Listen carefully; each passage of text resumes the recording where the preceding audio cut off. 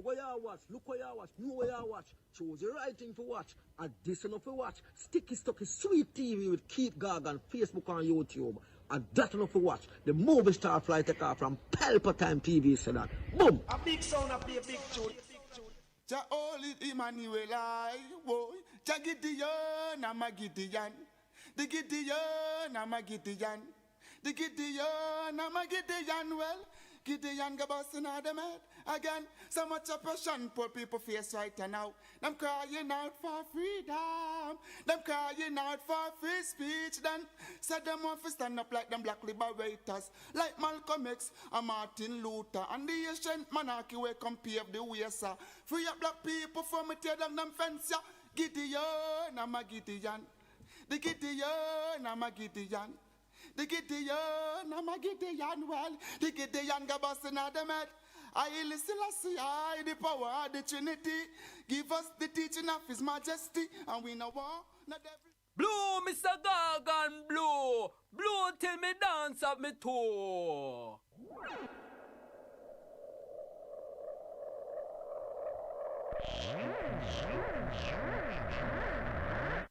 This is Sticky Stucky Sweet TV with Keith Gargan. Good, healthy food with the X Factor. So give it a like, share, subscribe, and touch up that notification bell. And that is it. Look at that. A corrupt government cannot liberate the people. If the head of the stream is corrupt, the entire river will be also.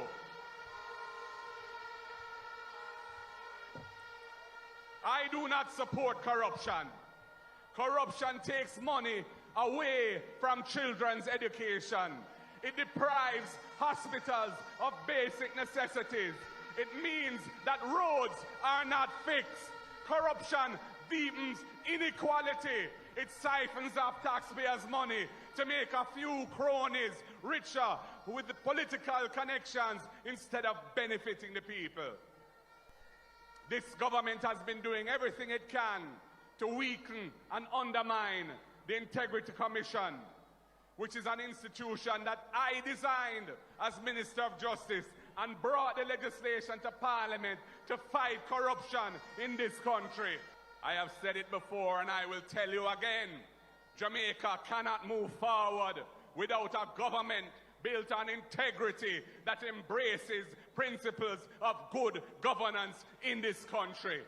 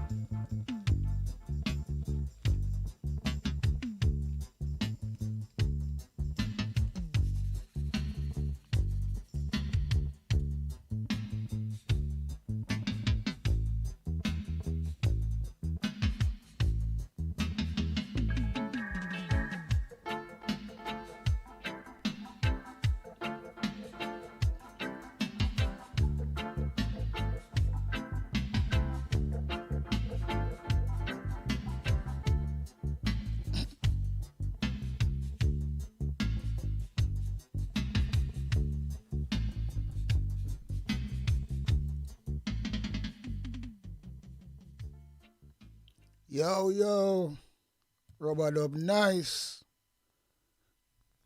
Yeah, man. Remember in the days where I got dance and stir go over play them things a man a pack up for going to dance. A man well clean, man well sharp, dance, a pack out and them double play. Yo, everybody a get busy. Dance nice, life nice, but not again. Things change. But anyway, big up each and every one. Long time I supposed to say me I got to do this from early on. Time catch up on me, come here do other things. We live on the phone at Jamaica for about more than an hour and a half, and that is like drain me as well. But there, come I see a video what I need to really address, and things like that, and say something on it. And it's about the government that try to change up some amendment to the bill, the FID bill, because this is the corruption there. They want to come with something. So all of them people in our investigations, special Andrew Wallace, it just take time, sweep under the rug and forget about. They might do everything, they just clean up. And we cannot see the opposition a stand tall, right? Good look at performance and they don't like it. And if we get a next third reading, because a long time I've tried for this. Because we not let them up on this, you know what I mean? Them think them can really, because, look, the PNP, them not done, you have bribe people in the PNP still, as far as me see. But, they might try everything. And, that woman you see on the screen, so, named Carleen Low Life. She's her surname Low. She had a woman in the parliament that gave a lot of problem. I fix up parliament and I spend much money and can't get accountable for it and talk about, tell lie about she was an holiday. She's a Juliet Wellness set her to do that, She's a plant of Juliet Wellness and Wellness. Look at her face. But you see she's a criminal, and the thing is this, if she's in a certain first world country, she fucking behind bars with her like a cheeky self, right? I do something in the parliament that never happened before. She's nobody, And them get rid of that woman there in a parliament we serve for how much years, serve on all different government, different prime minister. What's she name again? I don't remember she name, but she didn't fight her out. Juliet Wellness start to attack her because the woman do the right, proper job and bringing this piece of nasty piece of shit, right? Pretty face but dirty character. I love your face him too pretty. A lot of powder and makeup upon it anyway. You can't fool people, you mud up. Anybody should send it. Yeah, I'm going to tell you something. The people, and that's nasty one of them, what name? Tavares, Tom Tavares. We look on him, it's a sin upon him. Yeah, man. Well, anyway, we're not going to really talk about this because time I get on, we on a Sunday morning now, and things like that. I have work to do as well in the morning. So, if I just do me, I do and just try to get out of here, yeah, man. So, we are go to this video, yeah, strictly, and see what I go on. Stewart and Miss Valerie Mullings, both branch managers, Miss Cavell Miller, another branch manager, and Mrs. Hazel McClymont Donaldson, an inspector, and their indicative ruling. Integrity Commission's reports of investigation into allegations that the following officers of the Betting, Gaming and Lotteries Commission failed to submit their statutory declarations for the period ending December 31, 2023. Mr. Philip Anderson and Ms. Nikisha Scott, investigators, and Mr. Daniel Jump, an accounting clerk or cashier, and their indicative ruling. Jamaica Public Bodies' third supplementary estimates of revenue and expenditure for the year ending March 2026. Fourth supplementary estimates 2025-2026. The Auditor General's Department certified appropriation accounts under Head 26,000 Recurrent, Ministry of National Security for the year 2019-2020. Head 26,000C Capital, Ministry of National Security 2019-2020. Head 26,000C Capital, Again, for the Minister of National Security for the year 2020-2021. Head 26,000 recurrent for the Minister of National Security for the year 2020-2021. Head 06,000 Office of the Services Commissions for the year 2021-2022. Head 17,000 Minister of Tourism for the year 2022-2023. Head 28,000 recurrent Minister of Justice for the year 2022-2023. Head 28,000 Capital for the Minister of Justice for the year 2022-2023. Head 42035 Department of Government Chemists for the year 2023-2024. Head 28,000 C Capital Minister of Justice for the year 2023-2024. Head 28,000 Recurrent Minister of Justice for the year 2023-2024. And finally, by way of information, report of the Public Administration and Appropriations Committee on its deliberations on the 4th Supplementary Estimates 2025-2026 and the Jamaica Public Body's 3rd Supplementary Estimates of Revenue and Expenditure, and the report of the Standing Finance Committee of the House of Representatives, consisting of all members of the House, on the 4th Supplementary Estimates for the financial year 2025-2026 and the Jamaica Public Body's 3rd Supplementary Estimates of Revenue and Expenditure for the year ending March 2026. Thank you, Mr. President. So much of them don't declare them declaration. Much JLP minister, them dead as well. All the PMP minister, them all right, you know. Look much name she call out this, right? Them not no shame, you know. She read it out and she read it in shame. Anyway, make it continue. Because them have some nastiness. Come on. They always a rascal. Bear with me, people, because my computer is very tricky, you know. Very of tricky. The House of Representatives, consisting of all members of the House, on the 4th Supplementary Estimates for the financial year 2025-2026 and the Jamaica Public Body's 3rd Supplementary Estimates of Revenue and Expenditure for the year ending March 2026. Thank you, Mr. President. Thank you very much, Madam Clerk. Madam Clerk. Bills brought from the Honorable House of Representatives. The following is a message from the Speaker of the House of Representatives to the Honorable Senate.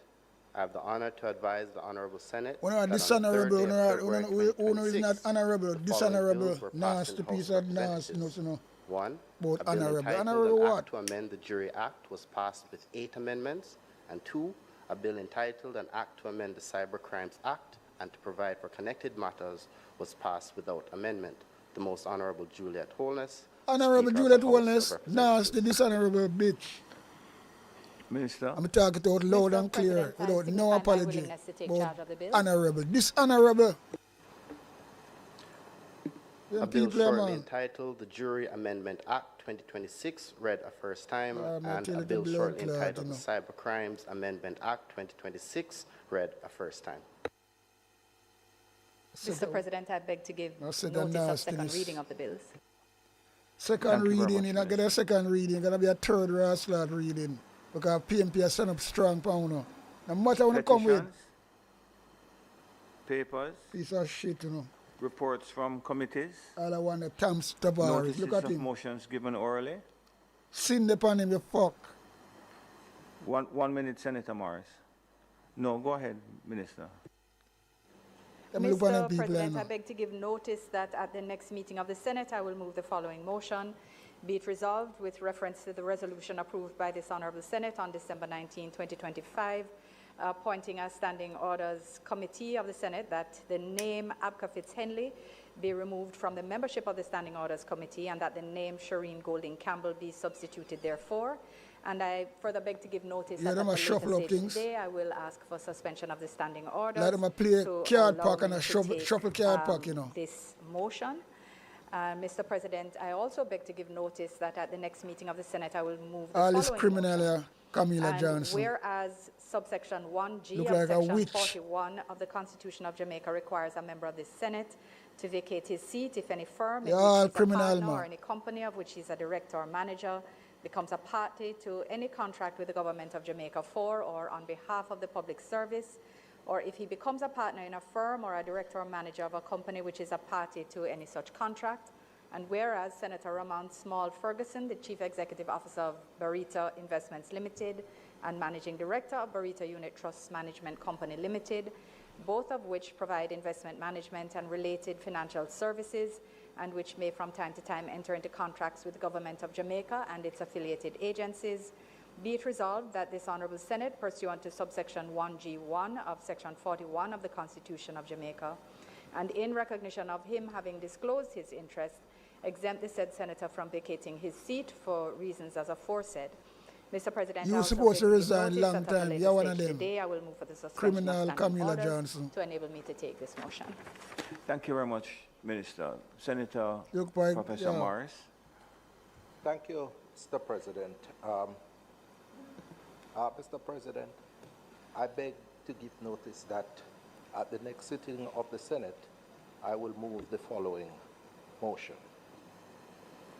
Move it. Whereas in 1975, through an amendment to the National Insurance Act, the National Housing Trust, NHT, was established. They mash it up And whereas the amendment like Kalalo. to the NIS legislation allowed for statutory deductions Fucking to people, be them messing, made man. from the salaries of all workers, and required that these funds should be used exclusively for the building of houses for contributors. For poor people who play And them bomb whereas all by money. 1978, the National Housing Trust Act was approved in the Houses of Parliament, Fucking cunts, them, thus man. They giving blood the clots. NHT its own legislative anchor. And whereas critical to this legislation was the creation of a fund that would contribute to the building of affordable houses to contributors. People can't get And up to live whereas to the rest, NHT Lord. was established by the government of the day Yeah. within the context of a foundational principle of social justice and a recognition that shelter is a right for our citizens. And whereas the NHT has led the transformation and modernization of Jamaica's housing stock, as seen in the over 300,000 houses that have been built, either directly or through build and own land, Yeah. and has impacted the lives of over 1 million Jamaicans Can't mash up the over blood the clot past country. 50 years. Nasty is And them. whereas every time a Jamaican receives a key to a house built by the NHT or mortgage provided by the institution, the beneficiaries should be reminded that the Most Honorable Michael Manley established this transformational institution at a time when there was much resistance to its creation. And whereas its visionary That's the one Edward policy Siaga. has proven Resist every blood trauma thing. the naysayers wrong, as in every constituency and community across Jamaica, a housing scheme or house has been built Put it on them. out of funds from the NHT.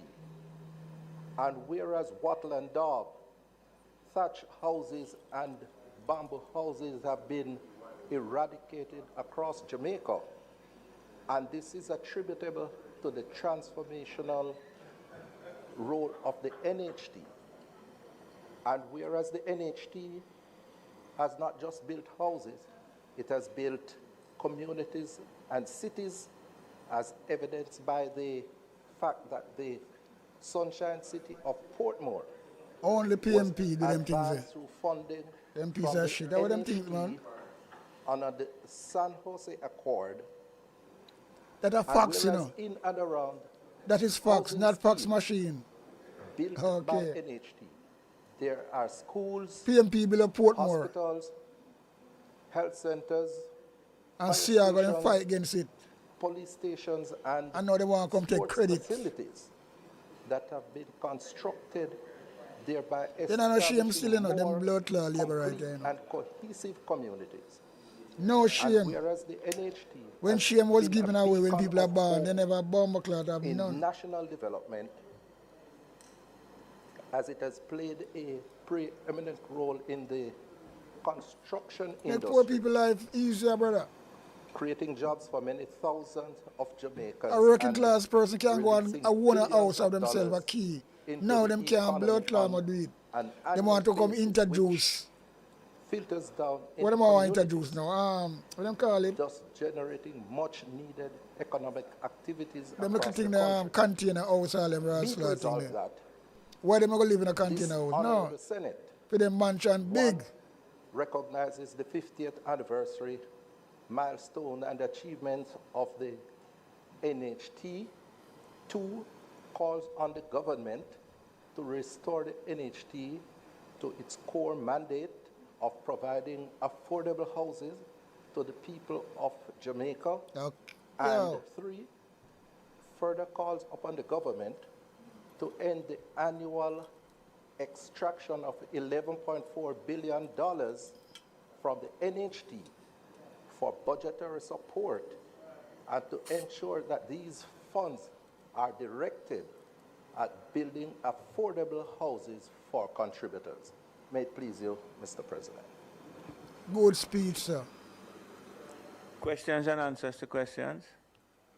Let's give it to Motions them, man. that may be made at the commencement of public business requiring notice. No shame. Motions relating to the sitting of the Senate. Motions for leave to introduce bills. The presentation of bills without the leave of the Senate first obtained. Public business. Minister. Thank you, Mr. President. Mr. President, I wish to move for the suspension of standing orders to allow me to take the 2 motions, notice of which I gave earlier. Members would have heard the question. In favor? Mr. President, I now move for the approval of the motions, notice of which I gave earlier. Minister is referring to the motion in relation to Senator Ramon Small Ferguson and Senator Shireen Golden Campbell. Those in favor? Aye. Against? Thank you, Mr. President. Mr. President, it is intended today to take through their concluding stages the bills known as the FID Amendment Act and the Financial Administration and Audit Act, Amendment Act, and we will take them in that order. Mr. President. Thank you. Oh. Like a blood clot Friday.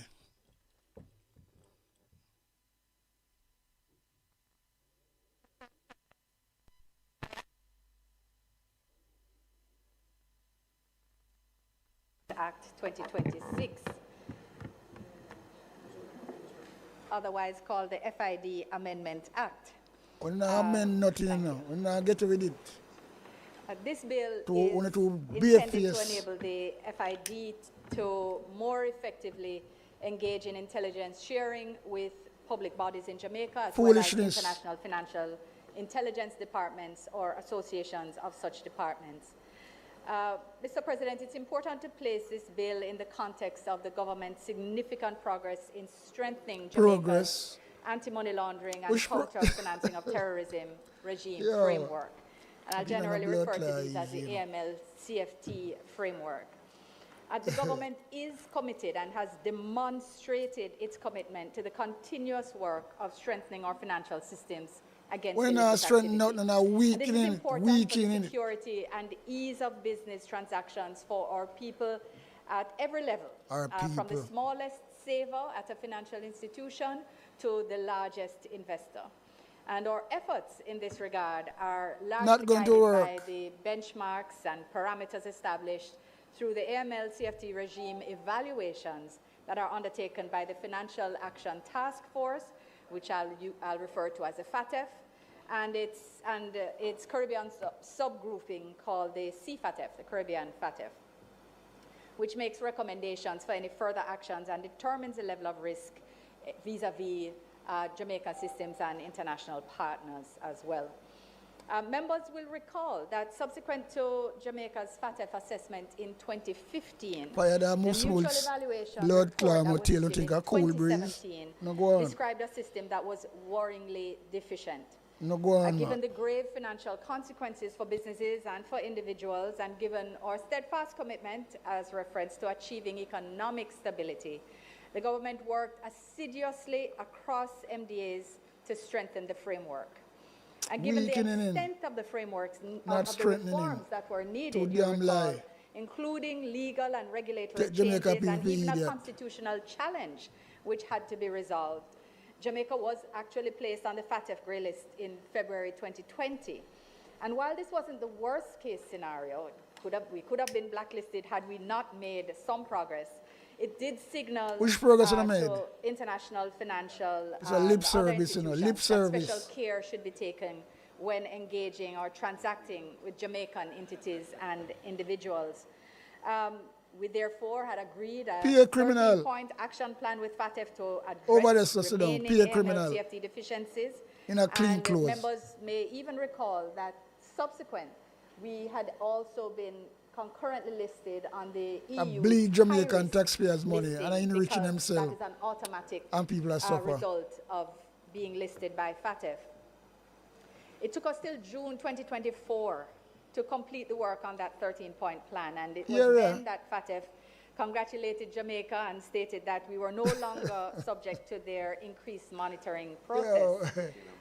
We then continued to advocate and undertake diplomatic efforts with the EU to be removed from their listing, because although you are automatically listed as a result of a FATF listing, you are not automatically removed. And this is something that we continue to work with the EU on, because the inequities are clear to all, but the process has not yet been changed.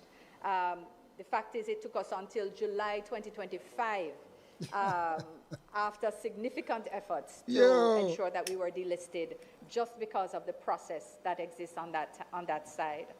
And I explain this context just to remind why it is important for us to continue the work of ensuring that we maintain a review and hardening and continuous hardening of our systems against illicit activity, which means going back and improving things which had been done but need to be strengthened. You look like a Humpty Dumpty sister. Mr. President, in this context, of course, the responsibility for Jamaica's AML/CFT framework, it should be noted, is shared among the Ministry of Finance and the Public Service, Ministry of Foreign Affairs and Foreign Trade, Ministry of National Security and Peace, Ministry of Justice and Constitutional Affairs, criminal and ministry. Units and departments within those ministries. The one I want to Ministry of Industry, Investment and Commerce is also a part.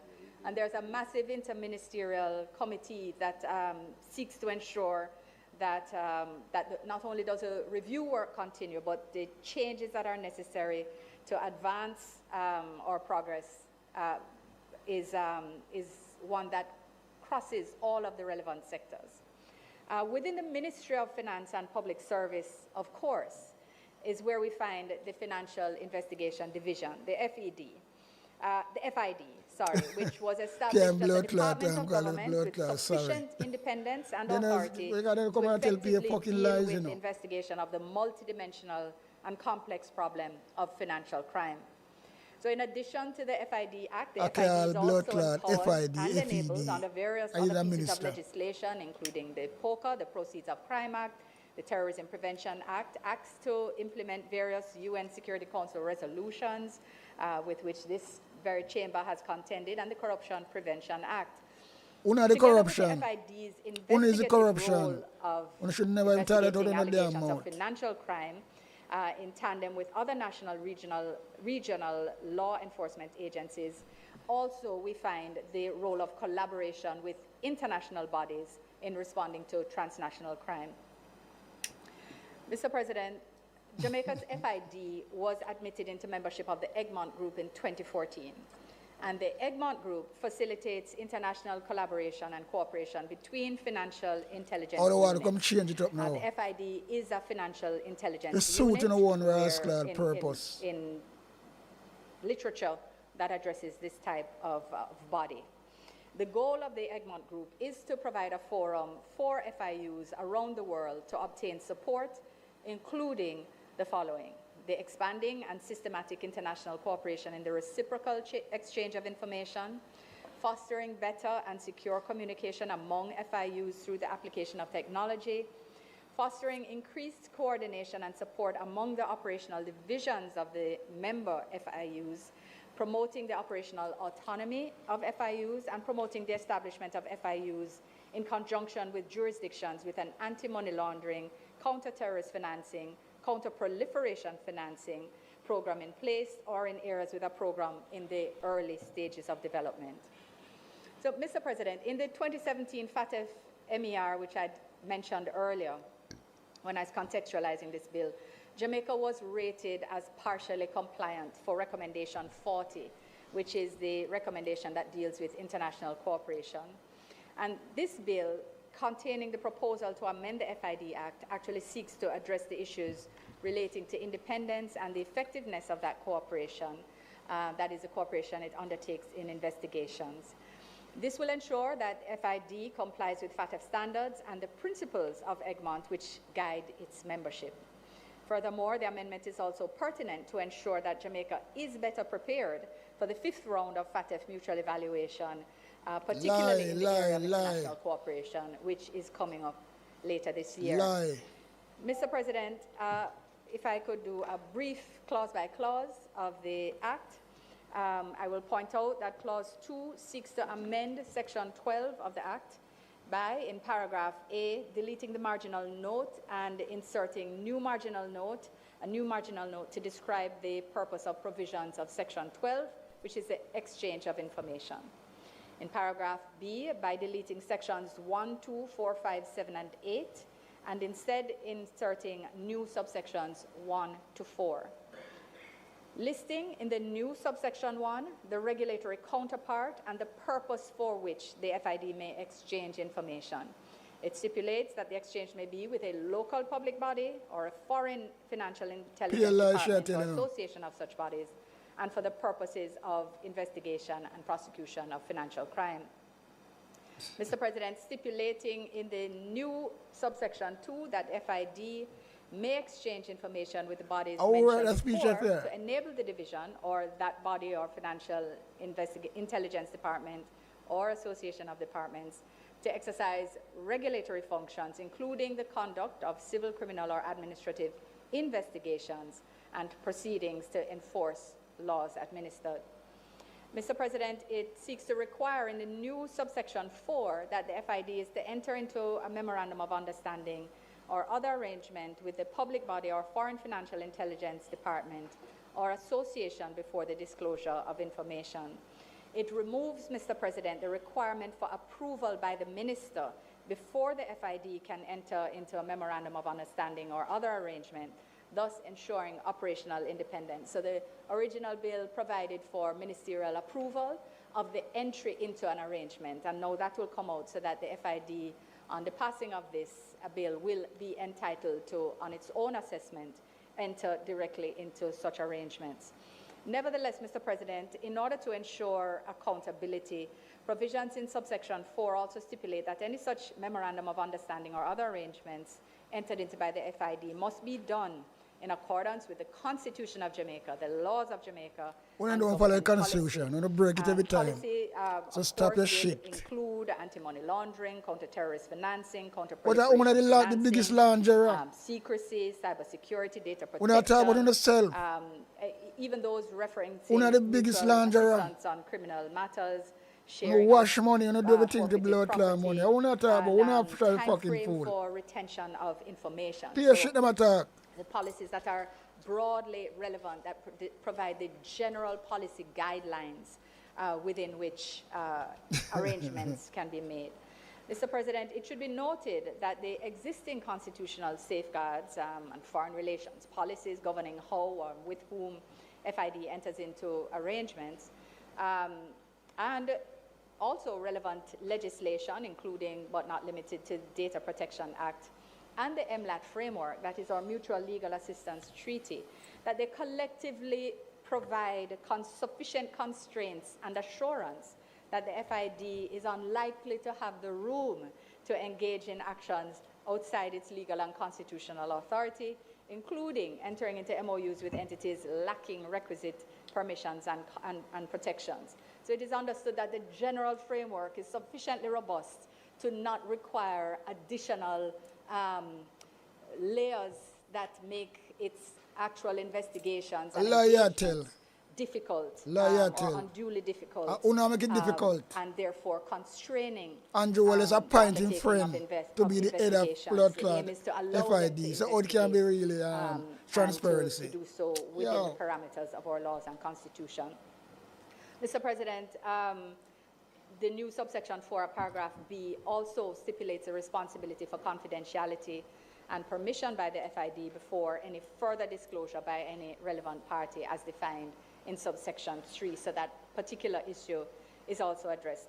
Mr. President, in paragraph C, it seeks to amend subsection 9 to ensure that regulations relating to the exchange of information for the purposes of investigation, the exchange of information for the purposes of investigation and prosecution of financial crimes, that they have parliamentary oversight by including the requirement for them to be subject to affirmative resolution, so that they will come back here. Mr. President, this bill is an important amendment, as brief as it is, which seeks to ensure that FID exchanges information with its regulatory and investigative counterparts in an independent manner, that it is empowered so to do, such that it can carry out investigations, while at the same time ensuring that proper protocols and accountability remain in place for disclosures and treatment of such information. Mr. President, the amendment is also critical to ensure that the FID continues to be eligible for membership in the Egmont Group and complies with international standards of the FATF, thus ensuring that our ratings, specifically as it relates to Recommendation 40, which addresses international cooperation, is one in which we make continued progress on. In this context, having set this framework for the debate, Mr. President, I commend the bill for the approval by members and look forward to the contributions and support forthcoming. Go away, man. Go sit down, move and go away. Thank you very much, Minister. Thank you very much, Minister. Yeah, them a beat bench. That's what they get paper, you know. All of them talk fuckery, them a beat bench. Senator Tim? Yo. One of the days are a number. That's all I can tell you now. Yeah, with the PMP I say no, because the PMP go really turn it up on them. Mr. President,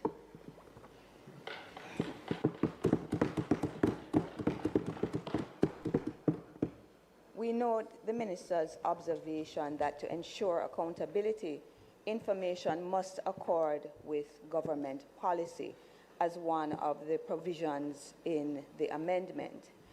This is a provision which gives us cause for concern.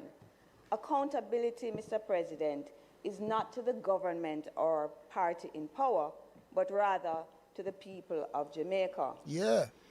When we think about good legislation, government want to do the fucking thing. Them want to wear. And I want to follow the constitution, follow the law of Parliament. Regardless of which administration is in power. In that vein, we are concerned that this emphasis on government policy is not in accord with our democratic concerns for separation of power, concerns about executive overreach, which have been raised with this administration in the past, for instance, with the extension of SOEs, for instance, with the provision allowing for an acting Chief Justice, and also in provisions in the constitutional reform process that would effectively give the Prime Minister authority to decide on an executive president. Can't work with the blood clot. concerned about Can't oversight, work. and when thinking about law enforcement, we should be thinking with regard to the people's oversight and not oversight that relies on government policy as distinct, or should be thought about rather in terms of partisan politics.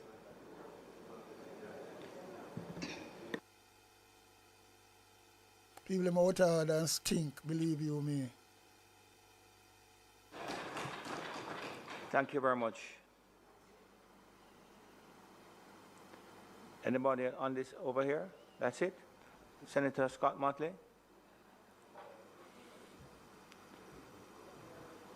Senator Tomlinson? Let me say from the outset that maintaining Jamaica's membership in the Egmont Group of Financial Intelligence Unit is important in the efforts towards combating money laundering, terrorist financing, and other financial crimes. As we know, these are serious threats to our national security and our economic integrity. And Jamaica must remain a credible partner in the global fight against financial crime.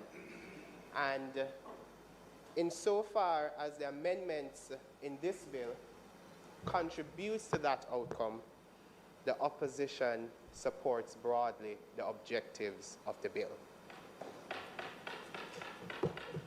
My contribution today is not whether we should empower the Financial Investigations Division to fulfill its mandate, but as I see it, I want to see how we can empower the division to simultaneously ensure proper safeguards that protect the rights of Jamaican citizens and maintain accountability.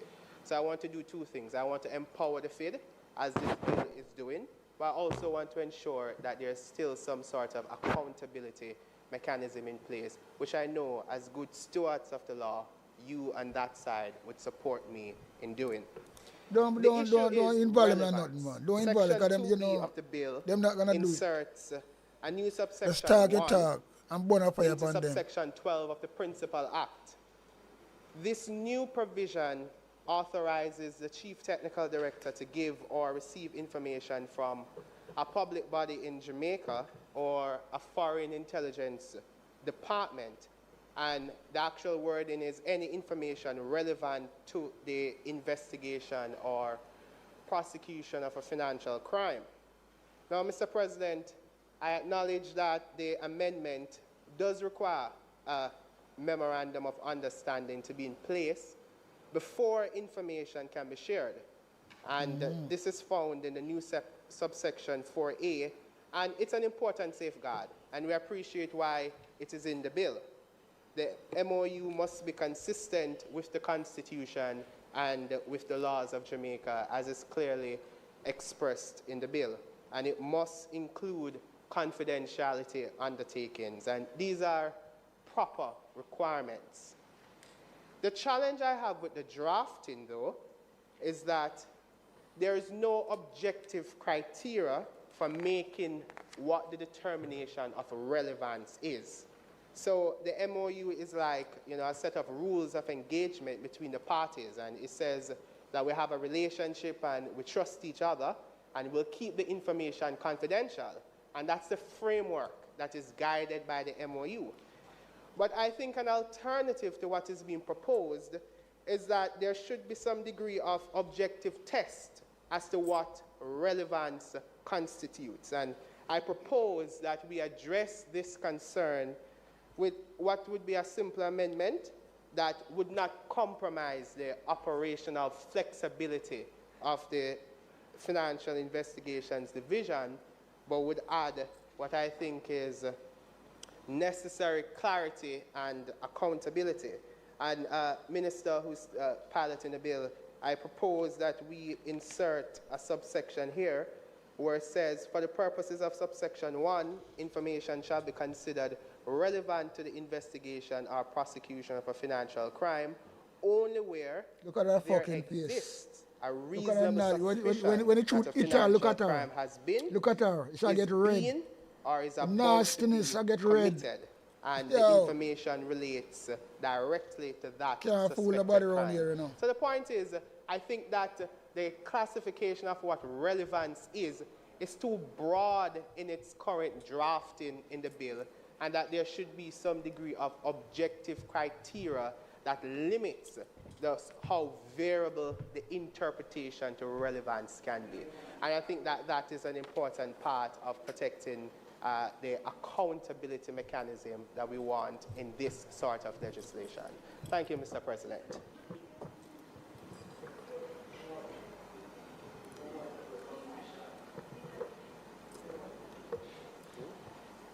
Thank you very much. Minister?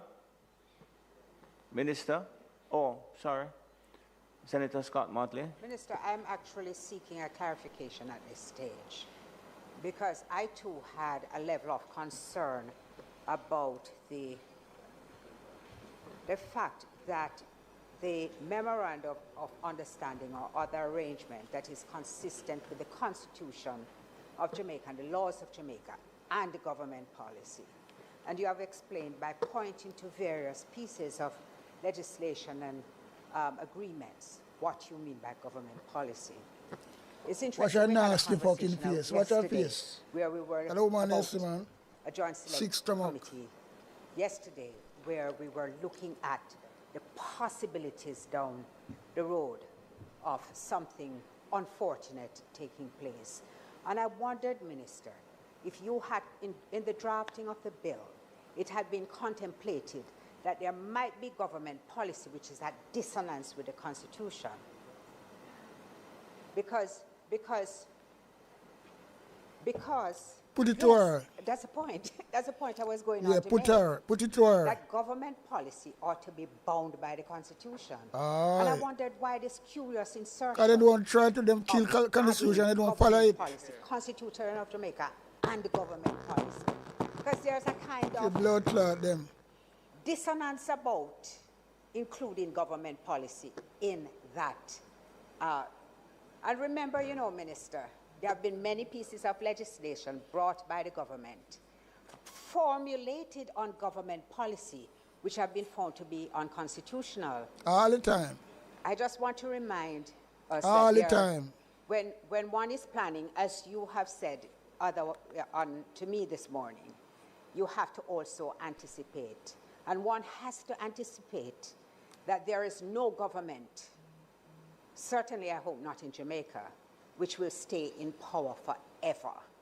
No, that So them that think, when you're contemplating that them how think, you you know, they frame want to the run the country legislation, you have to forever. also project if any kind of government, whether the one currently in office, whether another one or one formed by a third party or other, Yeah. might create government policy or reflect government policy which is not in accordance with the Constitution. And I see the discussion. So let me go to NIDS, for example. Yeah, that's a big one. NIDS was formulated based on government policy.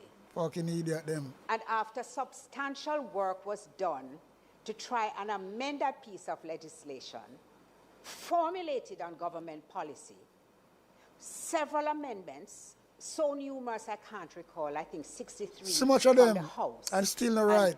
And numerous from the Senate. It was still struck down as being unconstitutional. Unconstitutional, so...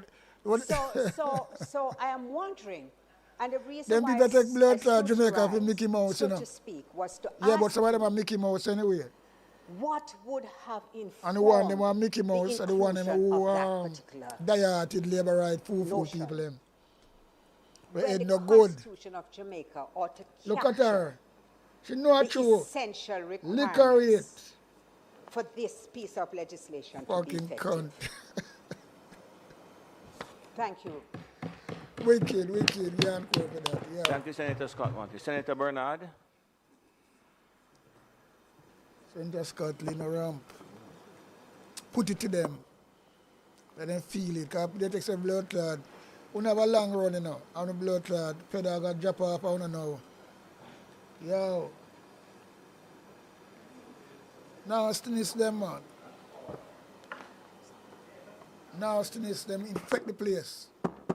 Disinfectors, them all a bunch of disinfectors, them. Mr. President. From woman to man. The opposition, in broad terms, supports the amendment that is before the Honorable Senate this morning. But support for this amendment cannot be divorced from the high integrity of Jamaica's anti-money laundering architecture. Yeah, that one big one. And it is precisely here that the government's position that's what they want to do, in it. Incoherent, if not incomplete. Mr. President, the government asks this Parliament to... They want to put in a bill. Now, amend the bill. So, well then, you know, because remember, you know, you have these, you know, the FID, when somebody a criminal, it's police supposed, they're supposed to arrest them, you know. Just like Indicom, you know, or Indicom, what they want to call it. But you see, from JLP coming to power, them weakening Indicom, they have no bomb or teeth again. When them was before, Indicom couldn't lock up police. Go for them and lock them up. And that's where it farmed from, you know. And JLP coming to power and weakening it and take away all of them. That's why them police are now behave like this. Because them know, so well then, Indicom they have no teeth. JLP take everything from them. Them weak. So when anything happens, no matter about report it to Indicom, a foolishness. Because you can't have a body where you can't when on a teeth arrest police when them do wrong. It couldn't happen, it was happening before, under the PMP. That's how it farmed. So the same FID are the same thing. Andrew was put in front in it. Then it's strong. I know really meet the criterion to be the head of the fucking FID. So that's a kangaroo shit. And now they want to amend the bill again to weaken it. So obviously, what going to happen now, if PMP make this rascal thing go through, Andrew Wellness and all of them were on a corruption and all the yet. Remember, you know, you have yet more ministers we don't know who yet, you know. So they're going to take time and retire out of politics and nobody don't know the name. Them gone with all the money. It can't work like that, brother. When Jamaica people are suffer, so that they come with this to amend this bill now. Because they try weaken it till it has no standard at all. Because if them low, they forget with this. That means, because remember, you know, when a prime minister go appoint somebody to be the head of FID, and go through the proper channel where people can read, get the right people. Because it's supposed to be a retired judge and people know about a lot of things. This guy doesn't have that qualification. But Andrew Wallace just put him there. How can that be blood clot right? That could never happen in no other country besides Jamaica. And me can say, you know, the PMP, them too quiet on that from long time. Just like how them quiet on Juliet Wallace be the House Speaker the first time. And the second time around, when them have more MP in the Parliament, them still not talk on it. Right? Not talk on it. So, all this me name no rascal, because me can't see. Me go just watch this, you know. And see if I'm going to really make them people, me I say must science them fucking, what about science in this fucking Parliament, you know. So it look like them have something as spray. And no matter you see them talk hard, when you come down now to the deadline for them vote, them science them and then us vote. And that me see I go on a Parliament, you know. Me no business what nobody wants to say, but something right. Because one time PMP opposition was fire. Anna Portia Simpson, Anna PJ Patterson. No soft like now. Like them people, yeah, I'm tell you something. But me I watch how I go on still, you know.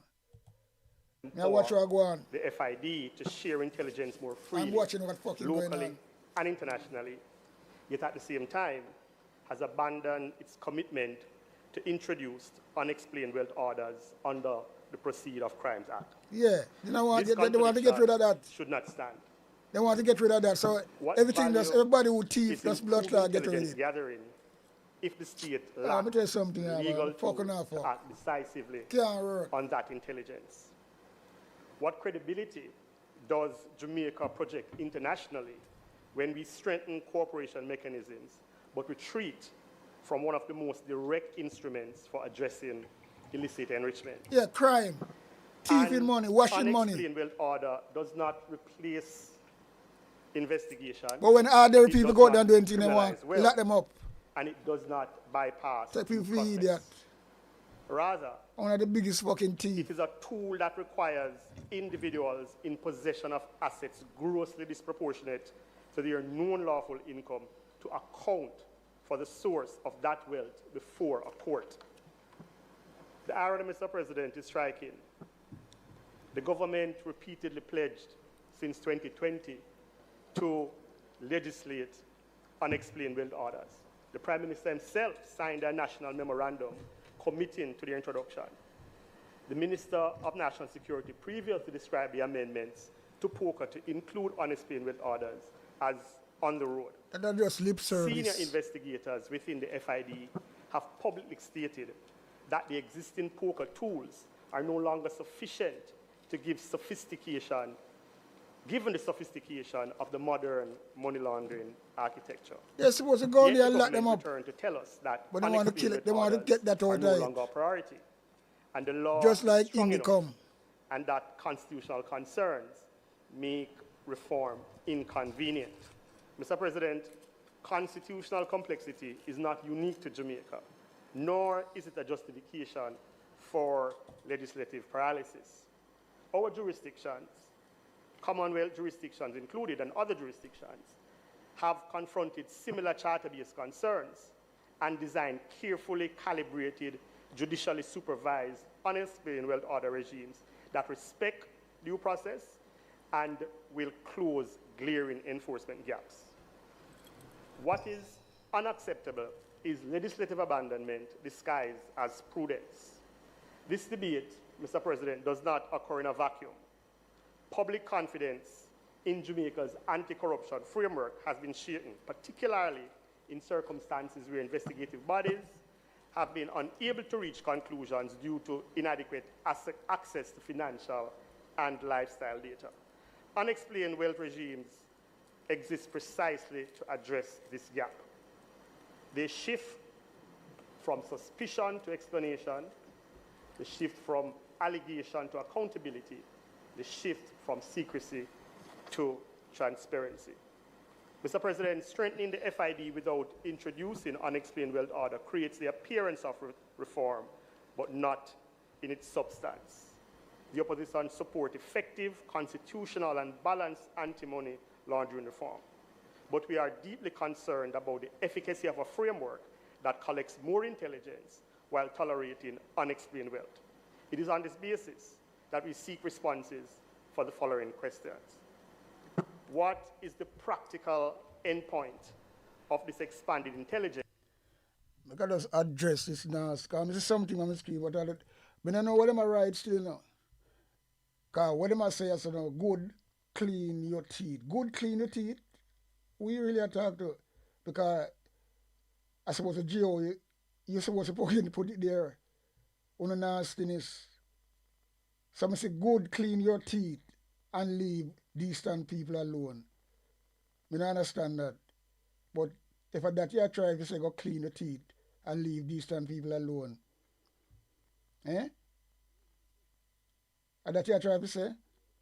I think Anna, your mother need to clean up. Bad too. And look at my teeth them. Eh? You got about clean. This is something wrong with my teeth them. Nastiness. You can't afford my rascal teeth them. Right? You can't afford my teeth them. You never rascal dream. Look on them. A 14, a little nastiness. I don't know who you know. But Anna, your mother want to clean up. Anna, your mother want to clean up. All of my crown, them and rascal teeth, you see me ever so. That's 7,000, over 7,000 pounds. So go suck your mother and your mother want to clean up. But even a blood clot block you, you know. Because me want, you say you don't come on time, I go find you know. And I'm ready for them, let's put them on the picture. I'm not black with talk as much as they want to, but me I tell you say, I know your mother want to clean up. My teeth is over bomber clot, 7,000 sterling pound. Calculate that in a fucking Jamaican money. I don't know where you come from, I don't know who you talk to. Because you don't have no sense. Because you talk about good clean your teeth. Good or good clean your teeth. Because that is no fucking compliments to me. Because you try to say, go clean your teeth. Right? And leave distant people alone. I tell you, say, and your mother want to clean up. Some of them about to pay you, no mind. Go to back to the fucking thing. If unexplained wealth remains legally untouchable, can the minister explain how criminals are expected to account for unexplained assets under the current Proceeds of Crime Act? Has the Cabinet commissioned a formal constitutional opinion and on unexplained wealth order, or are these subjective speculations? Senior investigators at the Financial Investigation Division have said poker tools are no longer sufficient. Does the government disagree with its own enforcement professionals, or can the minister say how many active money laundering cases involve assets that cannot be effectively addressed under the poker provision? How does the government respond to cases where investigations stall due to the lack of lifestyle and expenditure data? And does this not deepen the perception that powerful individuals remain structurally insulated? And finally, Mr. President, will the government commit, yes or no, to tabling poker amendments on unexplained wealth order in this parliamentary year? And if not now, when? Mr. President, Jamaica deserves better, this parliament can do better, and the Senate must insist on it. If it please you, Mr. President. Mr. President.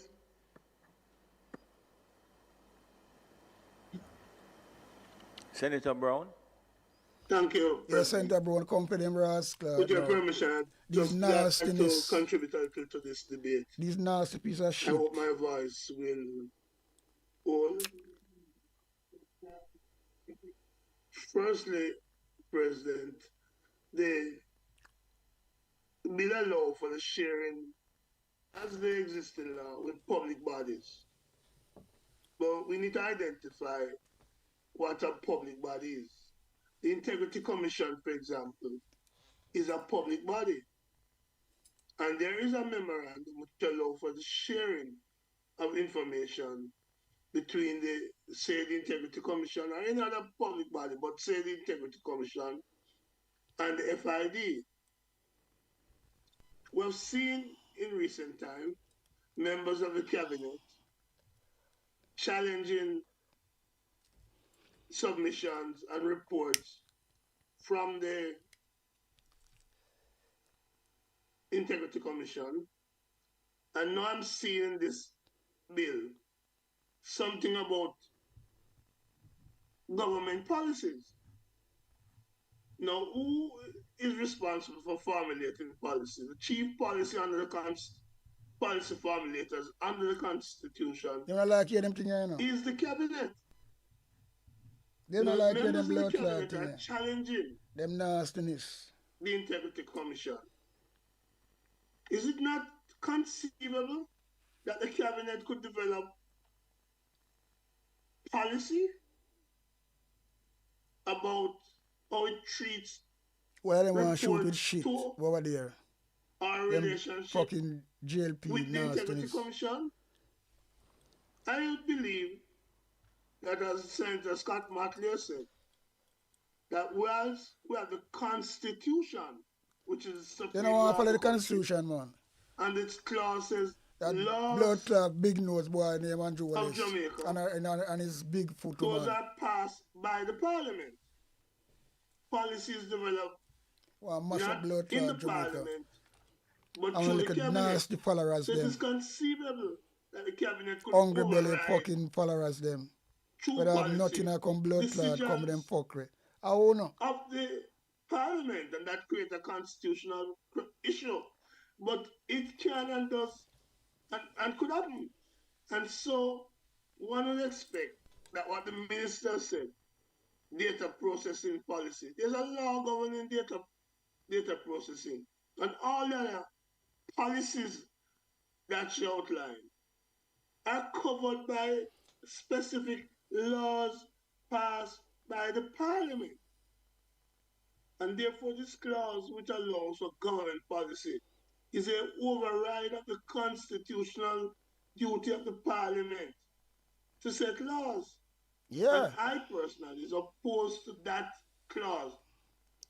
Throw it to him, man. Dash it out. If that clause was in a bill like the Labour Relations and Industrial Dispute Act, which says in accordance with government policy, then you couldn't challenge anything because government policy declares. In the LRI, Fool and fool, man. There's a clause called the national interest. Want to thief money and get away with it. Piece of shit, them. Bill about national interest. Work. What we're seeing is government policy. Government policy is a tenuous thing. Here today, change tomorrow, change next week. We don't have to wait for a change of government to have changes in government policy. What if an intelligence agency abroad wishes to know about the Kroll report? Well, they don't want to release which that. They are entitled to. They don't want to release that, MOU. you know. Piece of shit, them. But some government full of policies shit. decide, you know what? We don't want this information to be shared. Even though it's contrary to the laws of the country. Government policy then becomes something that overrides the laws of Jamaica, override the Constitution of Jamaica. And Senator Scott Martley so aptly put it. There have been even laws arising from government policy, but passed by the Parliament, that have been struck down as unconstitutional. So to elevate a policy now fucking idiot, to them, something man. that governs the FID, them teeth when them fucking the Constitution allows it, the laws of Jamaica passed by the Parliament, Houses of Parliament, assented to by the Governor General. With those in place, how then do we now insert in this bill this clause about policies of government? Policies on which there may be major national disagreement. Want to hide them nastiness and corruption and Policy thiefness, pussy not all in them. the government side in the Parliament. Look at that nasty may face. support. A quint like a bomber clad peony. Watch her. The independence of Lick her with it, is Mr. at Brown. stake. The One of them independence nasty, of the fuck. Parliament is at stake. All a little piece of shit you become tired. Something being When put you in look the up on Anita legislation mother. about in accordance with And them government are policy. my fucking shit. And I say this against the background that it's clear to me that the removal of the minister's approval is not something that is unique to us. It seems to be part of the international relationship to take the politics out of law enforcement. And so the minister is removed. But somehow we're replacing the minister, who is a main proponent of policies in that ministry. We now remove the minister's approval, but we're now inserting something to the back door called government policies. What's the difference between that and the minister's approval? So we're just changing it around. Just suit them fucking insert self. in law enforcement. I don't want to hide and get away with them political stinking interference. criminal fucking And I am activity. opposed to that clause. I urge the minister and her team to delete that clause, and the laws of Jamaica, the Constitution, are sufficient guardrails. When we add another branch that is tenuous, and there's no certainty to what policy may be today as against tomorrow or yesterday. When we insert that into the legislation, we are allowing for the potential of abuse. More than abuse. We are allowing for criminality. bad Every governance. fucking thing. And I urge, in the spirit of cooperation, I too, like my colleagues, support the intent of the bill in general, but I disagree, vehemently disagree, with a clause which says government policy. Government policy, if you have confidence in those policies, bring them to the Parliament. How can it be government blood clot policy? Policy is not law. Policy is a policy. Policy is not law, you know. The Constitution is law. So when them think them can't take people for idiot. And them could done slavery right the way them that's why you see some of them, you know. Some of them are eat food out of it, but just a few. So them can rascal back corruption and things like that. Because policy is no bomber law. You can't bring policy a court. You can have a business and I talk about a freedom policy. But if you are going to override your constitutional right and you go court and take that person to court, the judge is going to know, say, well, then that is not in the Constitution. That is not fucking law. That is your policy. Your policy is a single policy where you put in. It's not law. So the movement can now sneeze and go away and go learn some sense. When I put policy to get away and hide behind the policy. Foolishness. That's why I don't do blood to respect the Constitution. I want to break it all the while with Zozo, state of emergency, the needs, and look much time blood clot PMP can go court and win on every occasion. So no sense. When I some boo-boo, bugaboo, I don't want, yeah, what want me to do? We clean up Jamaica, Have man. them approved by way of legislation. About fucking policy. So they form part of policy is law. The laws of Jamaica. Law is law and policy is bomber world policy. It is against that position. That's why I'm glad we know my rights, you know. I signal my support for the rest of the bill, but I am opposed to that clause which speaks the government policy, and I urge the minister. So I'm going to suck themselves and fuck off because I about remember, policy. President, when I'm we going to take Jamaica debated be idiot. PMP just stand up and hold it, bomber hold strong. Which said, you know what? We can change any law by order.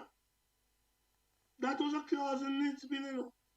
I pointed it out, I opposed it, and thankfully the government deleted it, said it was no longer necessary in the NIDS law. And even with that deletion, the NIDS law was struck down by the court in its entirety, as Senator Scott Mackley pointed out. Another issue why is potentially abusive, this clause about government policy. I'm going to teach them can't thief election and in a power still, you know. Thief them can't thief election and still in a power. Because nobody never vote for them. Piece of shit. Andrew Wallace lose all them seat. The boy the Andrew Wallace lose all them damn seat. Criminal case. Hold on, man. Allegation of gun running. Of drug dealing, gun running. The Constitution and the laws of Jamaica allow for the cooperation. You might remember former Commissioner of Police Audley Lewin speaking about Corporal, or was it Constable Red Herring? And there was a big dispute over whether or not intercept of communication could be shared. This is a Red Herring. The government has Red Herring government this. Such legislation to Parliament. Red Herring government. Of what the NICE was about in the past. But I come back to the gun running and drug trafficking matter. The Constitution and the law of Jamaica allowed for extradition proceedings to go. At that time, the government policy was, to put it bluntly, the Constitution did not start clicking it. In other words, the government is in conflict with the Constitution and the laws of Jamaica. The policy Fuck off with policy. Policy law. They relented eventually. And the extradition went on, the cooperation went on Senator Brown, in accordance with the Constitution. Senator Brown, we appreciate the extradition, but you need to stick to There is a big pussy now, Tom Tavares. Because the truth are eating me now. And I'm trying to interrupt the man now. This is how this nasty speaker, the whole of the speakers are germs bags, you know. Juliet Wellness, the boy when he am Leroy, whatever. And him, and that's same like a nasty thief in woman then from Trelawney, Philip Bird, I wish you want name, we like to kill brass clad old cow and get our fucking supporters them. Yeah man, you see shit. And you see a big criminal, you know, want to pay $900,000 in a court. And she should never come back and bush in a parliament, but because only Andrew Wallace government and them piece of shit can't see them things there. Because them anyway, we don't want to know also them people. We don't want to see them fucking face. But you know, that's why I'm saying I have blood clot block them. Because I go search them and then we can fucking put them up on them, we can really rinse them. Yeah man. Because I want to see them face. Because sometimes people who corrupt and talk a lot of things about people, you know. You want to see them face and look on them. And you will see the type of person them how we are dealing with. Because I know someone about to watch them, you know. the legislation. That's what I'm doing, and I'm trying to explain, President. Tom Starr, shut your fucking up, shit up. Particular clause vehemently. Look like a rascal. So you need to just wrap up. And I'm explaining why I further oppose it. No, but you explained it 2 times what I'm already. saying is that it is possible. Man, for running away, I'll mean out to blood clot him and shut him up, you know. In the relationship we have, I burn him, you know. Overseas partners and them can't take even it. local partners like the Integrity But the man Commission. talk. It is possible for government policy to be in conflict with the legislation. You said that 3 times already, you know, Senator Brown. I'm glad. You lie, tell you fucking idiot. The mother of knowledge and agreement, and that we can therefore, on that basis, accept that there is a flaw in this legislation, and that we can together work to improve it by removing that offensive clause about government policy must be adhered to, when the policy ought to be in the legislation and in the Constitution, and we have seen evidence of conflict between policy and laws and Constitution. May it please you, Mr. Simple President, as that. and at least my voice held up. Simple as that. Thank you. Yes, it pleases me very much. Policy is not law. You're supposed to know that when you want to go to school. I'm sorry. Policy is not law. Senator Golden Campbell. And you have risen out of turn, but I know that there's an explanation for it. Mr. President, it wasn't my intention to speak today, but I think there are some matters that were raised. You're just a nasty one, you know, again. They're all narcissists, you know. Senator Golden Campbell, it was not my intention to ask the minister to respond to a number of questions put by Senator Bernard because they were not relating to the legislation that is before us. So I just said the same thing to you. Mr. President, in my very first remark, I want to commend the Finance Ministry, the Minister, and the government for the amendments to this FID Act. I noted, Mr. President, the debate that ensued in the lower house and some of the questions raised there. And so I took a fairly rigorous look at the bill and sought to respond to those questions that I, at the time, thought had merit. You're rubbish at And I chatting. no longer think so, Pure rubbish. Mr. President. Let me I'm not business what you fucking think.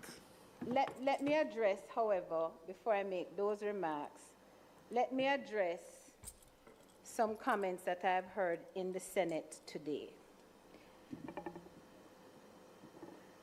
Mr. President, the FID Act, like many of the legislation similar to the FID Act, have arisen because of changing circumstances in the global environment. And those circumstances, Mr. President, even with the initial passage of this act, continue to evolve as technology and the movement of nefarious entities and persons across the globe continue to evolve in relation to the response of law enforcement nationally and internationally. So, to be very clear, even our Constitution, which we have for some long time been talking about amending, even our Constitution, there is no legislation, Mr. President, that lasts the test of time, nor should any legislation be intended to do that. We are an evolving society, we are an evolving world, and yeah, but pussy, if you're gonna change any legislation, you change it for the better, not for suit uno. And also government work. So that means I do nothing for the people. On a big piece of shit, you know. Want to people idiot? I don't know. By virtue of that, from time to time, we have to look at our laws to ensure that they are consistent with the direction in which the country wishes to go. So our legislation, instead of being static and steeped in the past, must itself evolve with time.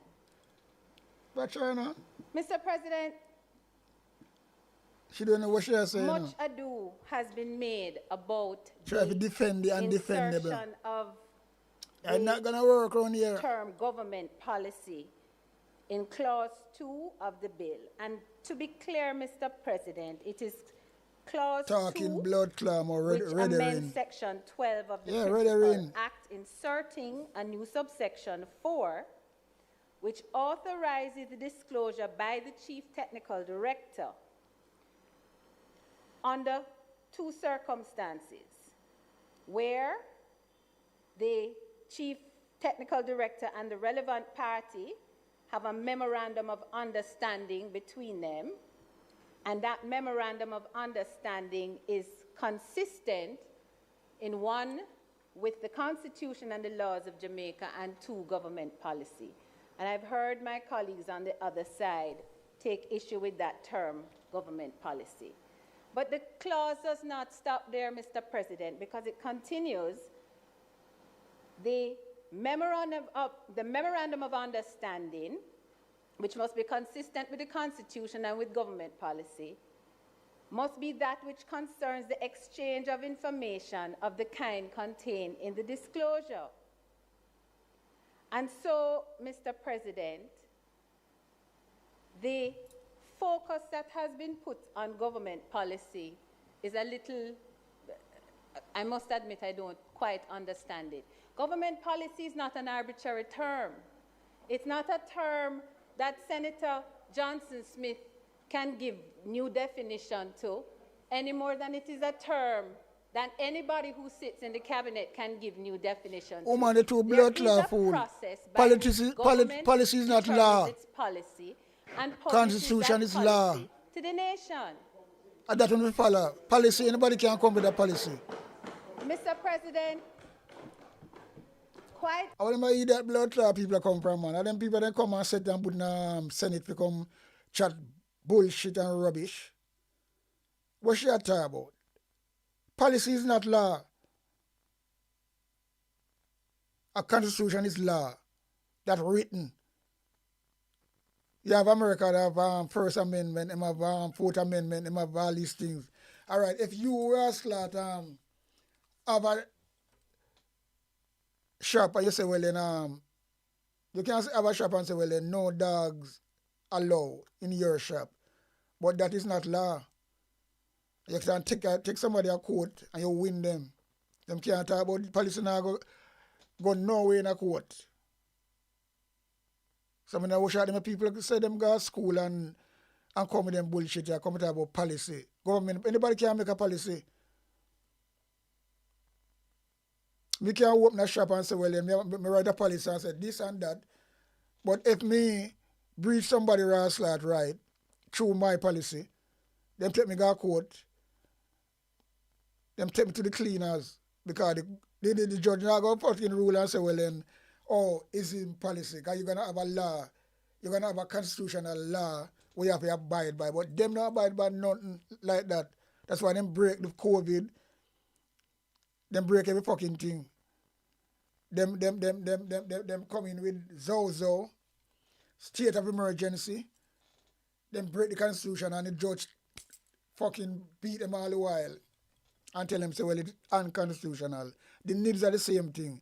Them people are some boo-boo labor right. They just want to stay in power forever and clean. Because it sweet them so much now, easy money. They don't want to fucking come out of power. So them all thiefy blood clot election and come with them fucking now like them winning election. I own them, man. Yo.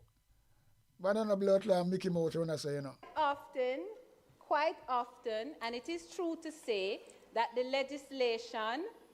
legislation reveals government policy. Government policy is what eventually is what eventually informs and forms law. But it is not every bit of government policy that becomes legislation. Yo. Government policy gives us, the citizens, the information we need to know what direction our elected representatives who form the majority, who become government and make up the cabinet, it gives us the information to know what direction they're taking us in. And there are other forms of government policy other than legislation, Mr. President, such as white papers, such as national publication of policy issues. The Minister of Culture, Gender, Entertainment and Sport quite often lays in the House of Representatives documents outlining her policy on gender, sports, etc., etc. Up here, rubbish talk, man. What's going on? In the assertion of my colleagues on the other side, suggesting that government policy is some sort of nefarious term, has some sort of closeted. So hold on there. If you amend something and in the FID, right? I want to make it become law. So I want to put in that as a policy, government policy, and the PMP has to delete that because nobody no agree with it. Because that is a thing we want to put in now, because we don't want to get away with all the money we want to rob and just get sweep under the carpet and people just forget about it. Because I remember Jamaica a 9-day wonder country already, you know. So once that in now, Andrew will just get away, all them thief them get away, and nobody no go to jail. So that is a policy when they want to bring in that thing. And now we come at Parliament for people vote on it. So people have to look on the both side. Because the government policy, them bring in this, you know. So people look on the both side and agree. And when people agree and people have to agree if they disagree. So there's one clause in it where PMP not agree with. And any sensible people not agree with it neither. So if they don't agree with it, you can't just run it. If you can't just do that, bring in a policy and nobody just scrutinize it and vote on it. Because if you vote on it, if it come law, you know, the two sides have to agree. You said that one a fool. The two sides have to agree and then you vote on it and then it become law. So if you put in something as government policy, and people are looking into it, you know, the white people want to print out. People are idiot. I would say, look at it, people don't agree with it. And yet nobody could agree with that. Because we want to put in something now where on a free, all the money on a thief, and just forgotten about. That can't right. So that's a policy where the government come in with and expect the PMP to agree with it. So if the PMP don't agree with it, I know I'm not alone around the country. Piece of shit, idiot woman. 400,000 people vote for Mike Golan, PMP party. 400 other people vote for Andrew Wallace, but when the teeth election, what the fuck, what I'm doing now? You know, your argument right doesn't make no sense, you know. Because I don't tell you already, I know that personally. Policy is not law. Policy, anybody can have a business and put a policy and put up something and so they don't want that happen and everything, but sometimes them breach people's rights. And if people take them to court, that happen in America all the while. Because when them watch certain things, you know, when they come in and talk about an MP, and them scraping up out of the rubbish heap and bring in the parliament. Because they know, say, Uno will do anything. And that go on, but what go on right, you know. Because you come with your big self like you're nobody. You look sour and ratty, may I tell you. Because I know what you talk about. What you defend, you're undefendable. Woman, simple as that. Policy is not law. Any company can put in something as them policy, but it's not law. Even a fucking hotel and things like that. Hotel people put in things in them policy, and them wrong. They exploit the people them. But because people poor, now the money to take them to court, and them know that. So them just do them things there and take advantage of the poor people them. Because them not the money to take them to court to win them. And them know that because law go charge them a lot of money. Them know that's why them do them things there. Put unfair policy in them company, which is not law. If you talk about trade union and them things there, them break all them things there. Woman go sit down, man, and move your sour self. Meaning and definition sense. is really, Mr. President, a little disingenuous because we all know what government policy is. And it is true to say, Mr. President, that government policy is not divorced from the Constitution and laws of Jamaica. And government policy must comply with the Constitution and the laws of Jamaica. Yeah, the idiot them. You can come with a policy, but the people in the House of Parliament have to vote for it evenly on the both sides. And then once them vote and pass it, then they come law. You big old idiot. Big old idiot. So, Mr. President, let me deal with this issue that was raised, and the example that was given was the NIBS bill, and I'm not shying away from that. Because the fact of the matter is where government policy, whether it be policy or law, finds itself incongruent with the Constitution, there are safeguards and remedies for that. And one of those, Mr. President, policy, at the most extreme, policy have nothing to do with the Constitution, is the you know. Court, the Supreme Court of Jamaica. We have a system, Mr. President, that checks us along the way. You can't carry no policy when a pass in a parliament, go court. You damn fool. It have to be law. And that you not try to force things from people. You not so fool people. You not so fool. I'm talking about you go to school and university. Yo, no sir. And if we can't check ourselves, then there is a third branch of government that checks us. And you will check yourself too, damn fool. To suggest that you remove the term government policy because there may be some nefarious use of it is completely inconsistent with allowing a government to do what it has been elected to do. When never elected. Its people in a particular direction. When never elected. This bill, Mr. President, is about the sharing of information, not just in relation to local entities, but also in relation to international entities.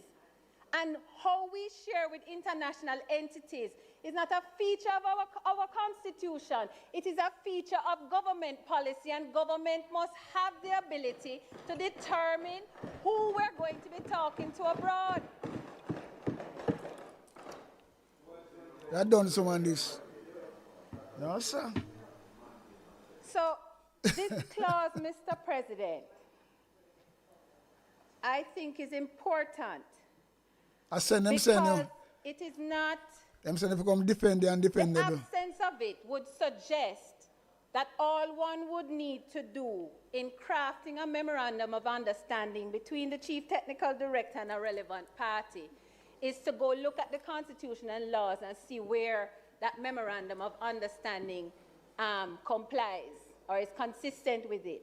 But there are documents, there are pathways that the government has chosen where government policy also needs to be checked to ensure that a body like the FID is not entering into a memorandum of understanding that is inconsistent with where the government is seeking to take the country. Mr. President, you sound stupid, you fuck. I'm going to say one last thing on this. And it's the really last just thing one you supposed to statement. go away, man. Contrary to what may be suggested or may have been suggested, government policy is not equivalent to party politics.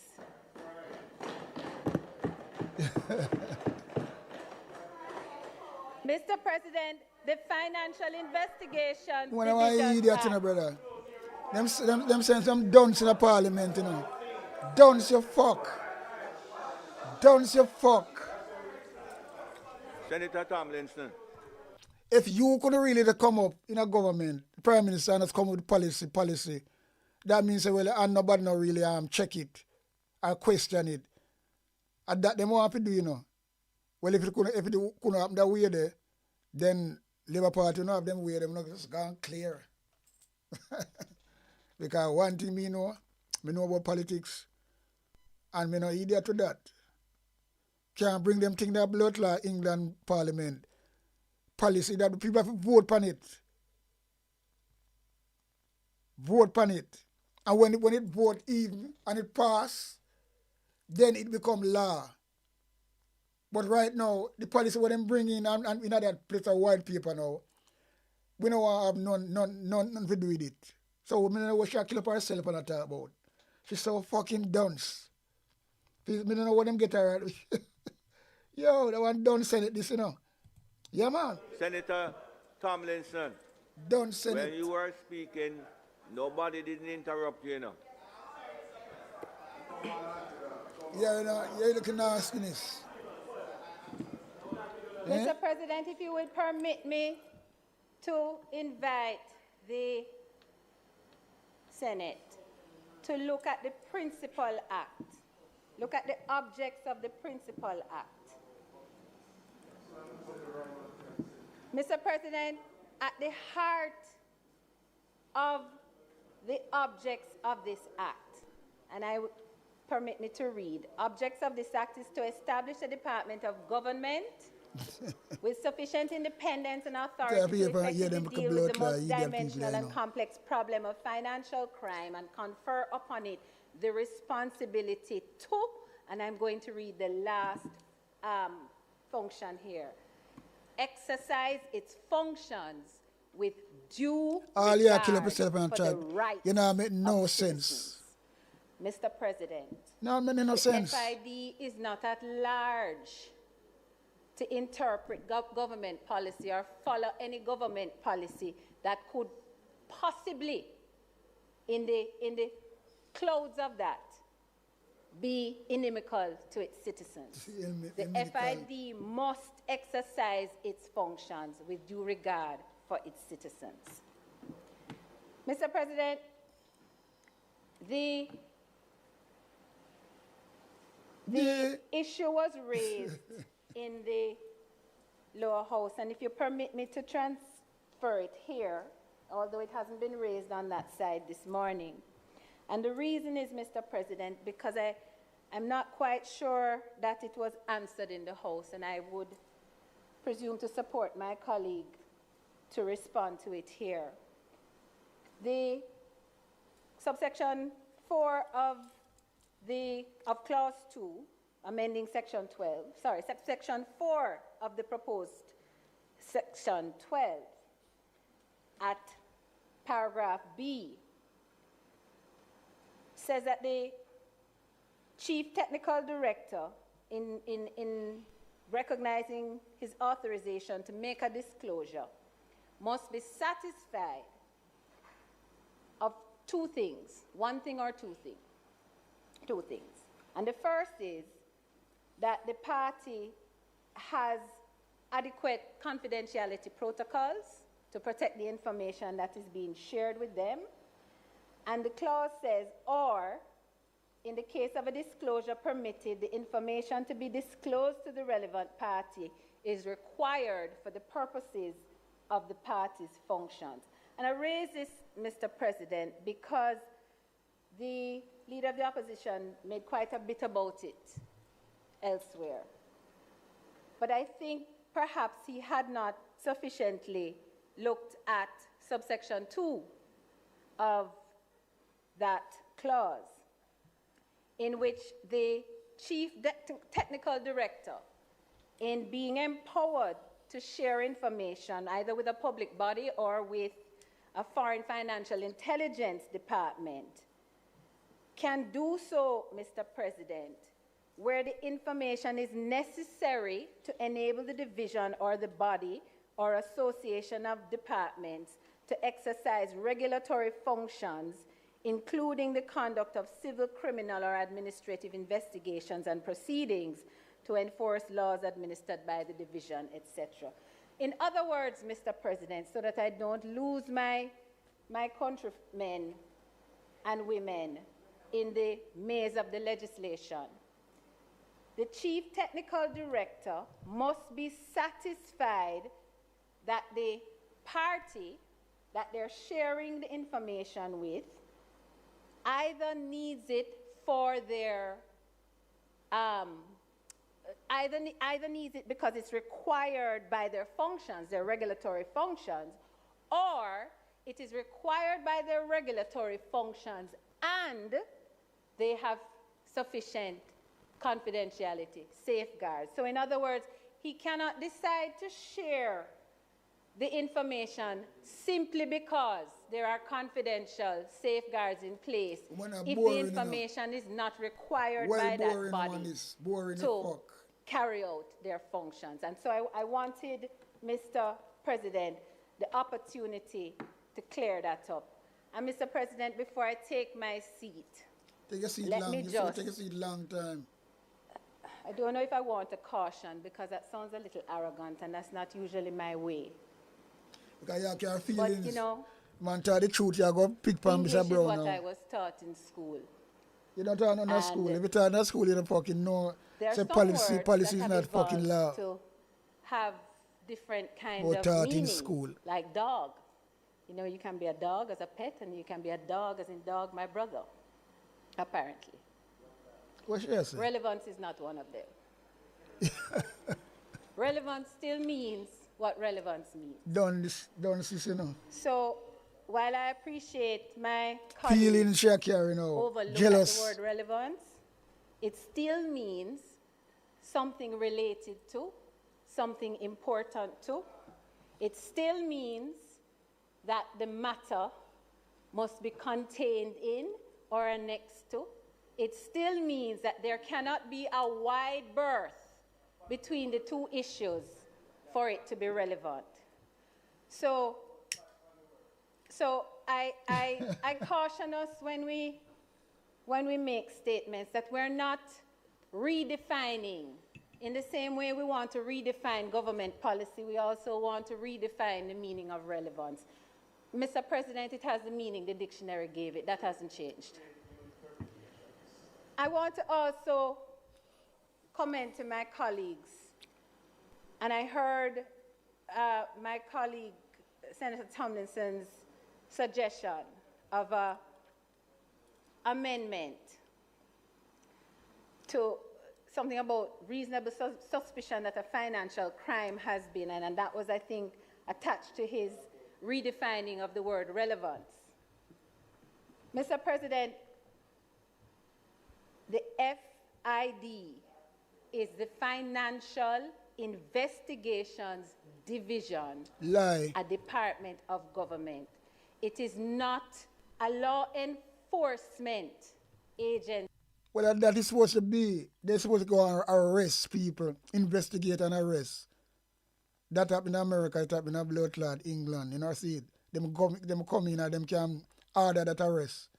So if they can't do that, and that Andrew Wallace a try to do, that's why I'm a pint him friend, Dennis Strong, when them run with, them jag with and them things there. How can you do that? Him wife, at the Speaker of the House, is a friend thing, friend company and family thing this. Only too corrupt. And them send you out now to come defend the undefendable and take Jamaican people to be idiot. And that's why them so done some fool. And not, when I say Jamaican people, you know, people don't get it wrong, you know. I say the people who follow back at them and I ring bell. All when them a suffer. All when blood clot, rain fall and them yard wet up and them a walk in the mud.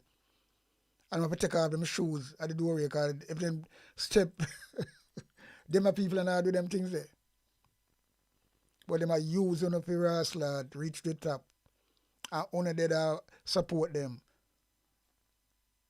People are sorry for one, you know, when I reaching a bomber clad Tedda, you know, believe you me. Because that woman, I don't know where she come from. We like a pop-up self, but she in a Senate. Yo. It cannot arrest. It cannot charge. And I think it's important because these words, reasonable suspicion that a financial crime has been or will be or is being committed, is a standard that only a law enforcement entity can engage. It is a law enforcement entity that will determine whether or not they need to imminently move in to arrest and to charge someone. I'm not a criminal law attorney, Mr. President, but I think I understand.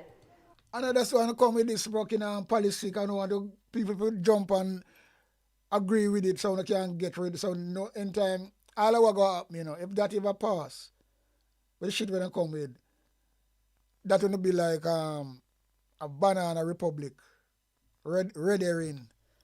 Because all of them criminal ministers, they will tip up all the money there.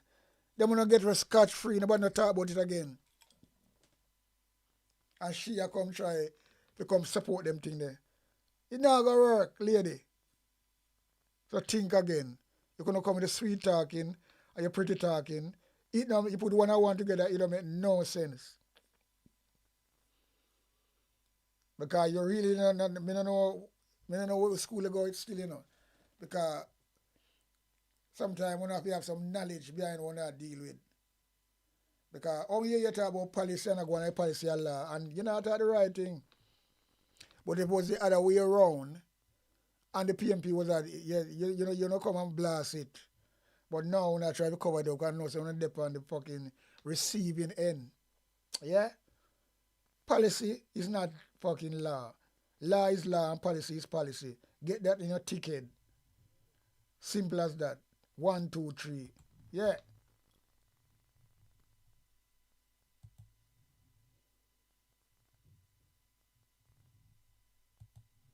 The use of that standard. Mr. President, I led you astray. I have one more point to make. Senator Brown has one of the most, what would I call it? Enviable skills that I have seen in anyone in all of my years, and that is the ability to repeat something I thought this Andrew Wallace, he must hear to talk. ad nauseum, Andrew Wallace, he talk, so come that on. you almost believe that what he's saying is so. Andrew Wallace, he talk, man. Your leader, he talk. Mr. President, What the that woman, sharing of what shall I say? information Andrew between Wallace, the FID Andrew Wallace, she talk.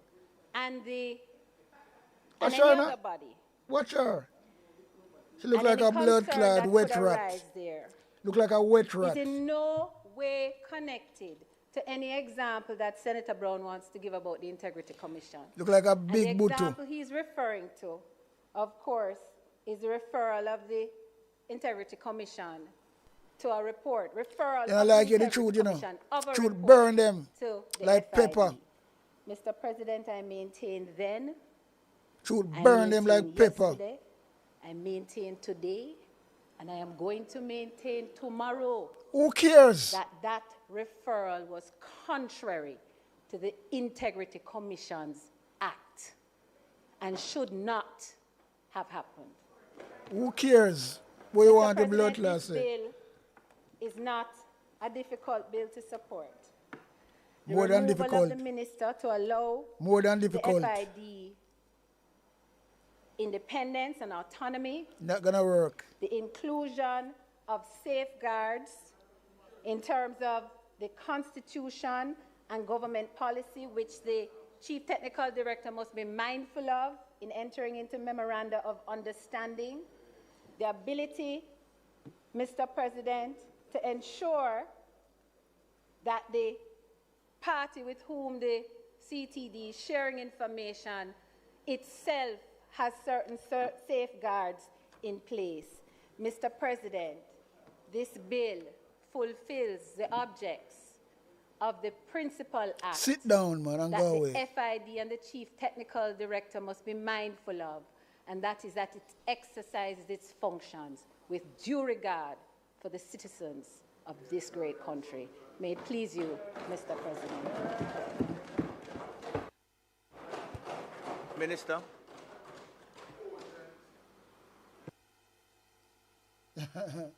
What a lala. It's all right. I like how you dress, Lambert.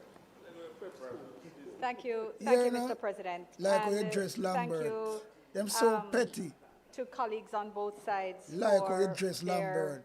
So participation petty. in this debate. Because indeed, even as we have differing views, this is the point of the Chamber of Review. It is to share perspectives, and even where we do agree to disagree, it is important that the people of Jamaica understand that their concerns are being thought about deeply in this chamber. I want to thank in particular Senator Golden Campbell for her intervention just now, which not only clarified issues raised in the debate in this House, but those beyond.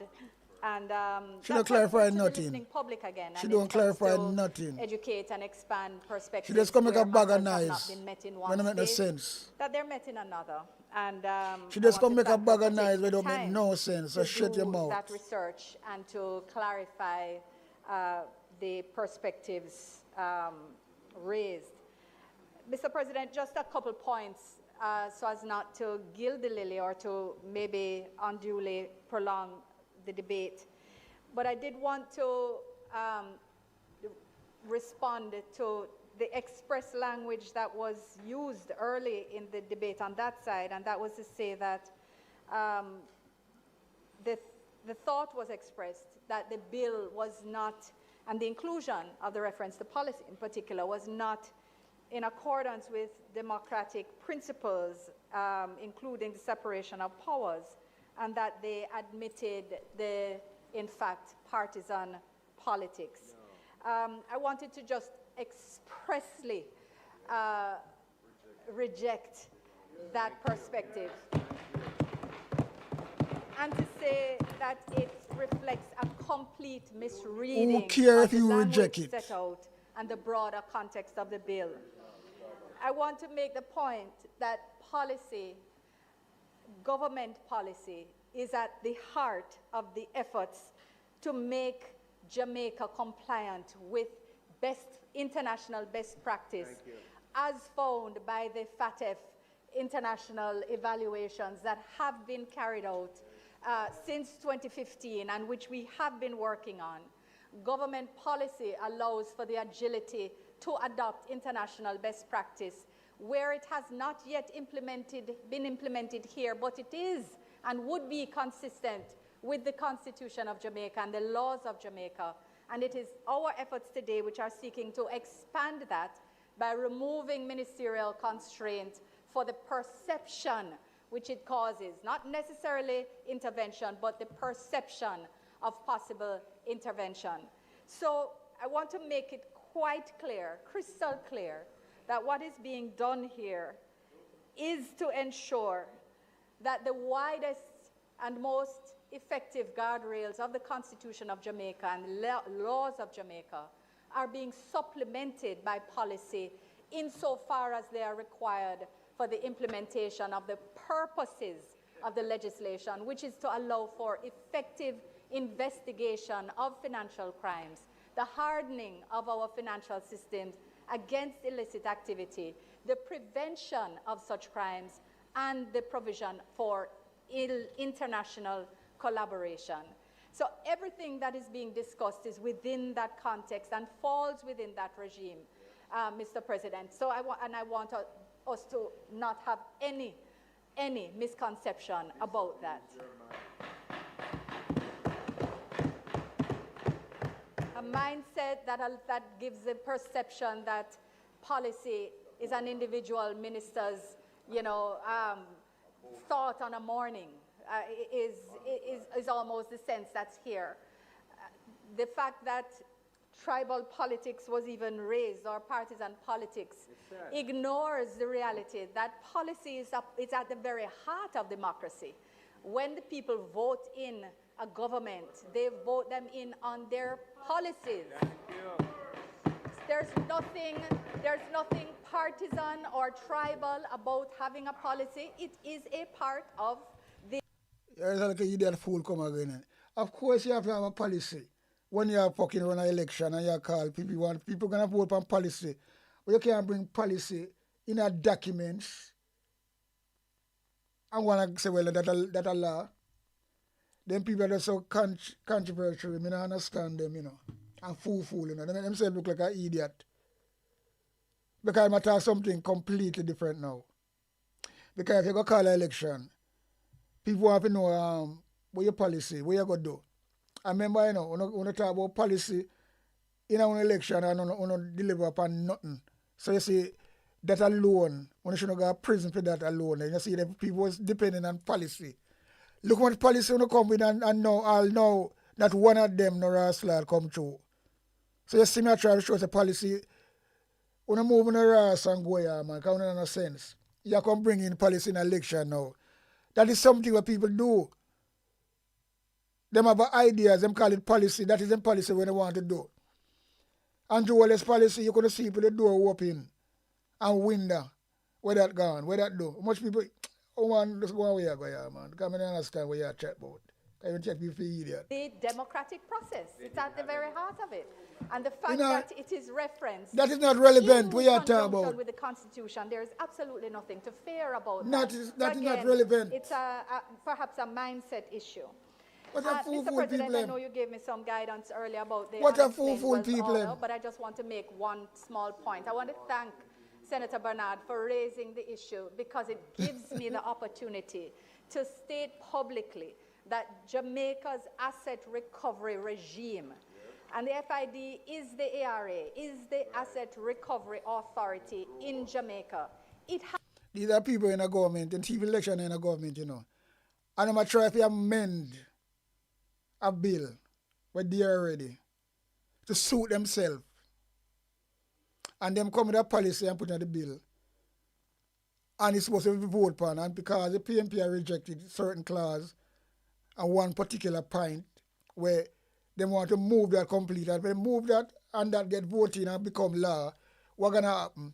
Then them get scot-free from all of these billions with them teeth, amongst the whole of them. So the woman, the one of them call in law and read out all the ministers them will never certify them declaration, all now. And that is the fucking auditor general find them and she read it out. And she look like shame like dog. So what them people are talking about? Them talk people for idiot. Sometime, brother. Anyway, me just like to just play the video, assessed by FATF and found to be sufficiently robust. And it was a part of the assessment based on which Jamaica was taken off the list. The unexplained wealth orders have been advised to the government, and this has been said before, but you give me the opportunity to say again, to be unconstitutional because it reverses the burden of proof. They have been unable to find a workaround that allows for the criminal act to be found, and therefore the civil regime is what has been used together with the investigative powers of the FID, which continue to robustly work on these matters together with MOCA. So I want to, on the point of relevance, I think there's nothing more to say. I think that was effectively addressed by Senator Golding Campbell. And in this context, Mr. President, I just want to say that we remain committed to ensuring that our systems are hardened against illicit activity, whether under the CFT or the AML or the anti-proliferation regimes. That we continue our work in this regard. I want to thank all the ministries, departments, and agencies and other important stakeholders, including the Bank of Jamaica, for their tireless work on this regard. And I want to mention in particular the National Anti-Money Laundering Committee, the NAMLC, which we have strengthened and which continues to provide general oversight of the AML CFT policy in Jamaica, ensuring adherence to the FATF recommendations, together with those of CFATF. I want to thank also our bilateral and multilateral partners for their collaboration. We continue to work across the region and nationally to ensure that indeed our systems and the systems within which they operate, that they remain robust and that our safeguards maintain our positive standing in the global economic and financial systems. So in this context, Mr. President, I ask for the second reading of the bill and that we move to committee. Thank you, Minister. The question is, thank you, Minister. The question is that the bill, an act to amend the Financial Investigation Divisions Act, be read for a second time. Those in favor? Against? A bill entitled An Act to Amend the Financial Investigations Division Act read a second time. The Senate will now resolve itself into a committee of the whole Senate to consider the bill clause by clause. Thank you very much, members. I put clause 1. Those in favor? Against? I put clause 2. Those in favor? Thank you very much. Senator Scott Motley. Put on your microphone, please. 24A1, and the amendment which I'm proposing is that government policy should be deleted. Thank you very much. 24A2, I'm sorry. Yeah, I see where it is. It would be the Senator.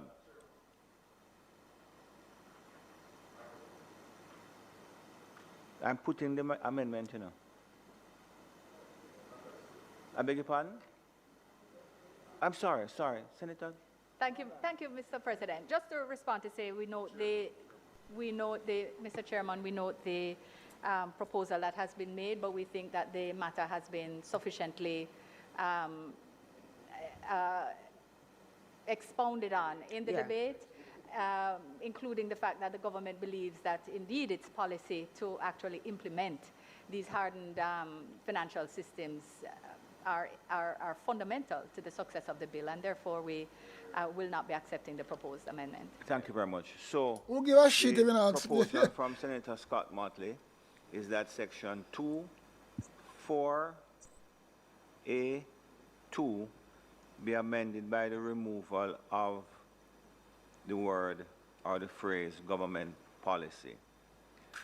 That amendment has been proposed. All in favor? Call for divide. Madam Clerk? All right, so those in favor? Those against? 1 minute, Senator Brown. Those against? We're again, I've called for divide. Yeah, okay. What's the Well, I motion just has been needed to put? hear the... Okay. Okay. Okay, don't panic, Senator Morris.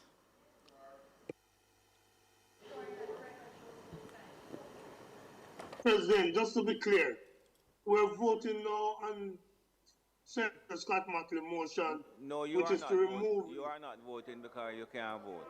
I know, but I'm just clarifying, even though I'm not allowed to vote. Because, if I was voting, I'd vote yea for Senator Scott Senator Mackley's Brown, motion. thank you very much. Go ahead, Madam, Mr. Clark. Senator Anderson, Keisha Anderson. I support what Donald Scott Motley has proposed. You need to vote aye or nay. Yes, aye. Senator Rosemary Bennett Cooper. Sorry, it's so sad. Senator Alan Bernard. Aye. You need to turn on your microphone. You can just. Senator Keith Duncan. Senator Fitzhenley. Senator Gale. Senator Golden Campbell. Senator Hill. Senator Johnson Smith. Senator Morgan. Senator Professor Morris. Senator Morris Dixon. Senator Scott Motley. Senator Sinclair. Senator Small Ferguson. Senator Tavares Finson.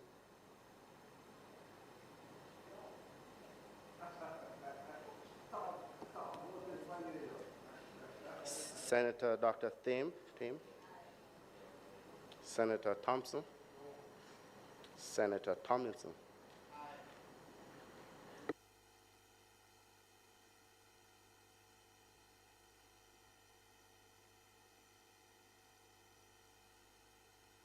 What a bangarang. What a lala.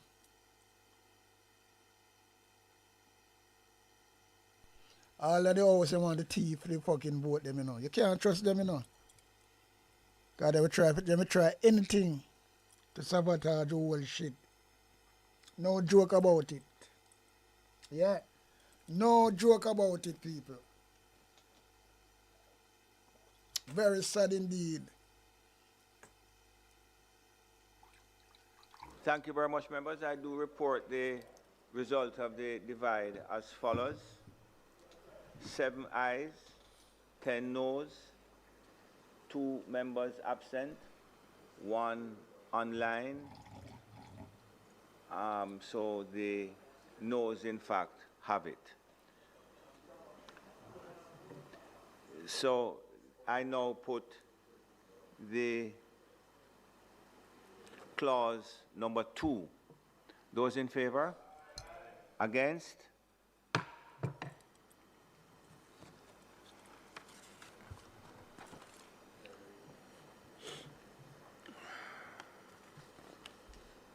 I put the title and enacting clause. Those in favor? Against? The question is that I do report the bill as having passed committee stage without amendment. Those in favor? Against?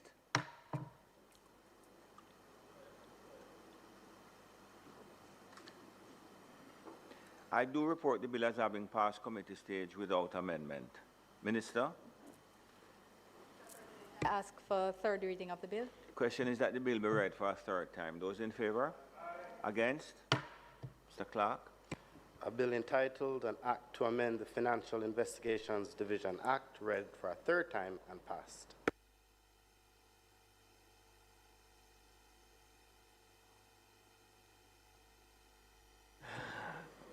Minister? Thank you, Mr. President. Mr. President, having completed the FID bill and thanking the members of the technical team who were present to support its passage and indicating to them that they're welcome to be released should they need to be, if they are not needed for the next bill. The other item before us, Mr. President, as indicated earlier, is the Financial Administration and Audit Amendment Act 2026. And this is a bill which has three basic aims.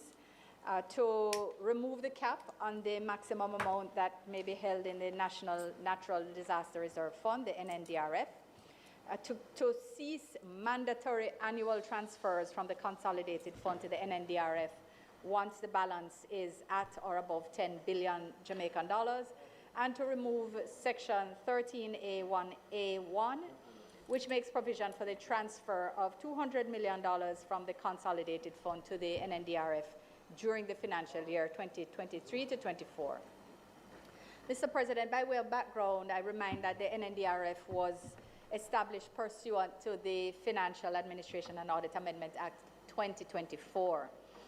Members of this Honorable Senate may recall that the establishment of the fund was intended to provide a facility consisting of transfers or issues from the consolidated fund principal bank account, funds from the triggering of any natural disaster instruments that may exist, and funds from any other indicated source of flows. The NNDRF enables an immediate financial response to a disaster affecting Jamaica that either has a fiscal impact equivalent to or greater than 1.5% of GDP, and which triggers a disbursement under a natural disaster instrument held by or on behalf of the government of Jamaica. And I know that colleagues here, several colleagues here recall when this bill was passed, and one would not have contemplated that we would have had the type of disaster that we have just been through. And in fact, the establishment of the $10 billion threshold seemed, it seemed an ambitious threshold. And here we are, less than 2 full years later, we are here again. And this is the nature of legislation. Mr. President, with regards to natural disaster instruments, members will also recall that the government built a multi-layered proactive disaster risk financing framework, which included Jamaica's catastrophe bond, and you recall that we were the first small island, and in fact, the first small state to have sponsored its own catastrophe bond. One which Melissa has given great global visibility, policies with the Caribbean Catastrophe Reinsurance Facility, the CCRIF, which many of us will recall for years. Not only Jamaica, but countries across the Caribbean had been complaining that the CCRIF was constructed in such a way that made it practically impossible to draw down under it. And I recall when Antigua and Barbuda had their massive hurricane that absolutely, Barbuda was completely destroyed and Antigua significantly damaged. And even then, when they drew down, it was a drop in the bucket of what was needed to rebuild. But Jamaica renegotiated our CCRIF arrangements to work along a very innovative structure with a grid that allowed us to be able to not only claim for flood impacts, but to be able to claim in small geographic areas, which beforehand had never been available to us. So we have actually delivered a new model to the rest of the region. Came from government policy. It did. Thank you for that intervention. But again, so there's much that has been done to make it accessible for the purpose, which allows and has allowed for funds to be drawn down on and to be placed in the NNDRF for those who are unable to make the connection between the points. It's also one of the things we have done as well is to enter into various credit contingent claims with the IDB and the World Bank Group, which again have become extremely relevant post Melissa. Mr. President, 13A1 of the FAA Act provides that the maximum amount of the fund, taking into account all of the sources, those of which I've just named, including amounts, for emphasis, received from the triggering of natural disaster instruments, that should be $10 billion. Mr. President, clearly, Hurricane Melissa, one of the strongest hurricanes to form in the Atlantic and the strongest on record to make landfall in Jamaica, clearly triggered several instruments, resulting in a flow of resources well in excess of $10 billion. So this bill seeks to remove that cap, remove the $10 billion as a cap. It's there, remains as a threshold for ceasing the mandatory payments of $400 million, but it's no longer a cap. The bill seeks to cease the mandatory annual transfers, which I've just referenced as well, once the NNDRF is at or above $10 billion. And it also seeks to remove that clause that provided for the transfer of $200 million in the 2023-24 period, as the fund actually was not operational at that time. It was intended to be 24-25, but it's not needed. It is to, therefore, to be deleted to clean up the bill. Mr. President, there's only one clause for me to reference, and clause 1 addresses the preliminary issues, short title, etc. But then clause 2 expressly provides for the deletion of 13A1 and its substitution in paragraph A by the following.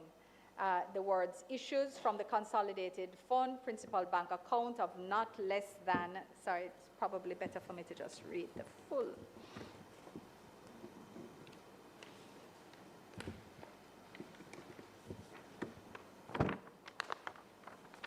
Is to say that there is hereby established a National Natural Disaster Reserve Fund, which shall consist of issues from the Consolidated Fund Principal Bank Account of not less than $400 million annually, so, however, that no issue shall be required under this paragraph out of an amount that would result in the National Natural Disaster Reserve Fund exceeding $10 billion. So, Mr. President, using the example of Melissa, it's clear that in order to accommodate funds triggered by disasters of similar scale, possibly, or even less, that the steps to be taken under this bill are logical. We must be agile and responsive to the realities that confront us, and the amendments proposed today provide an appropriate level of flexibility. It's in this context, therefore, that I seek the support of members on both sides of this Honourable Senate in passing this bill. May it please you, Mr. President.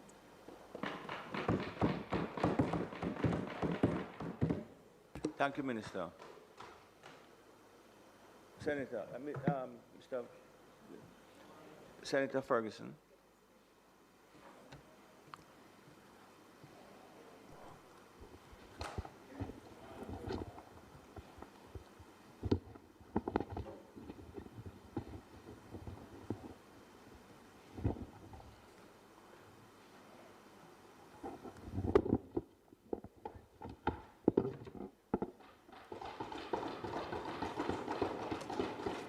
Thank you very much, Mr. President. I rise this afternoon to participate in the debate on the proposed amendments to the Financial Administration and Audit Act that are before us today. Thank you, Marshall.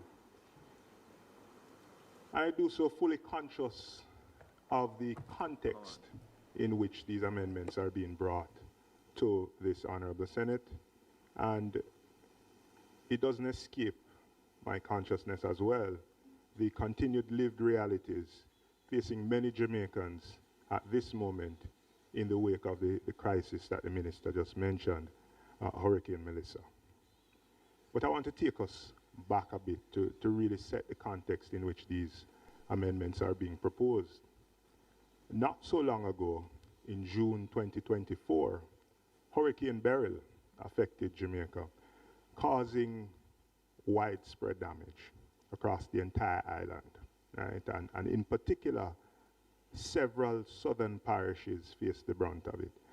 Estimated losses at that time were north of 30 billion Jamaican dollars, about 2% of GDP at that point.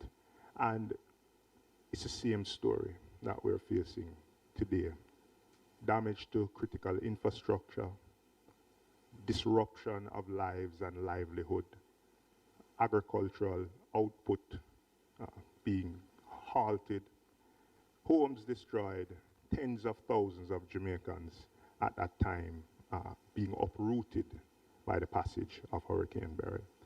And even as recovery in relation to Hurricane Beryl for many was still a hope, the country was struck by an even more devastating disaster.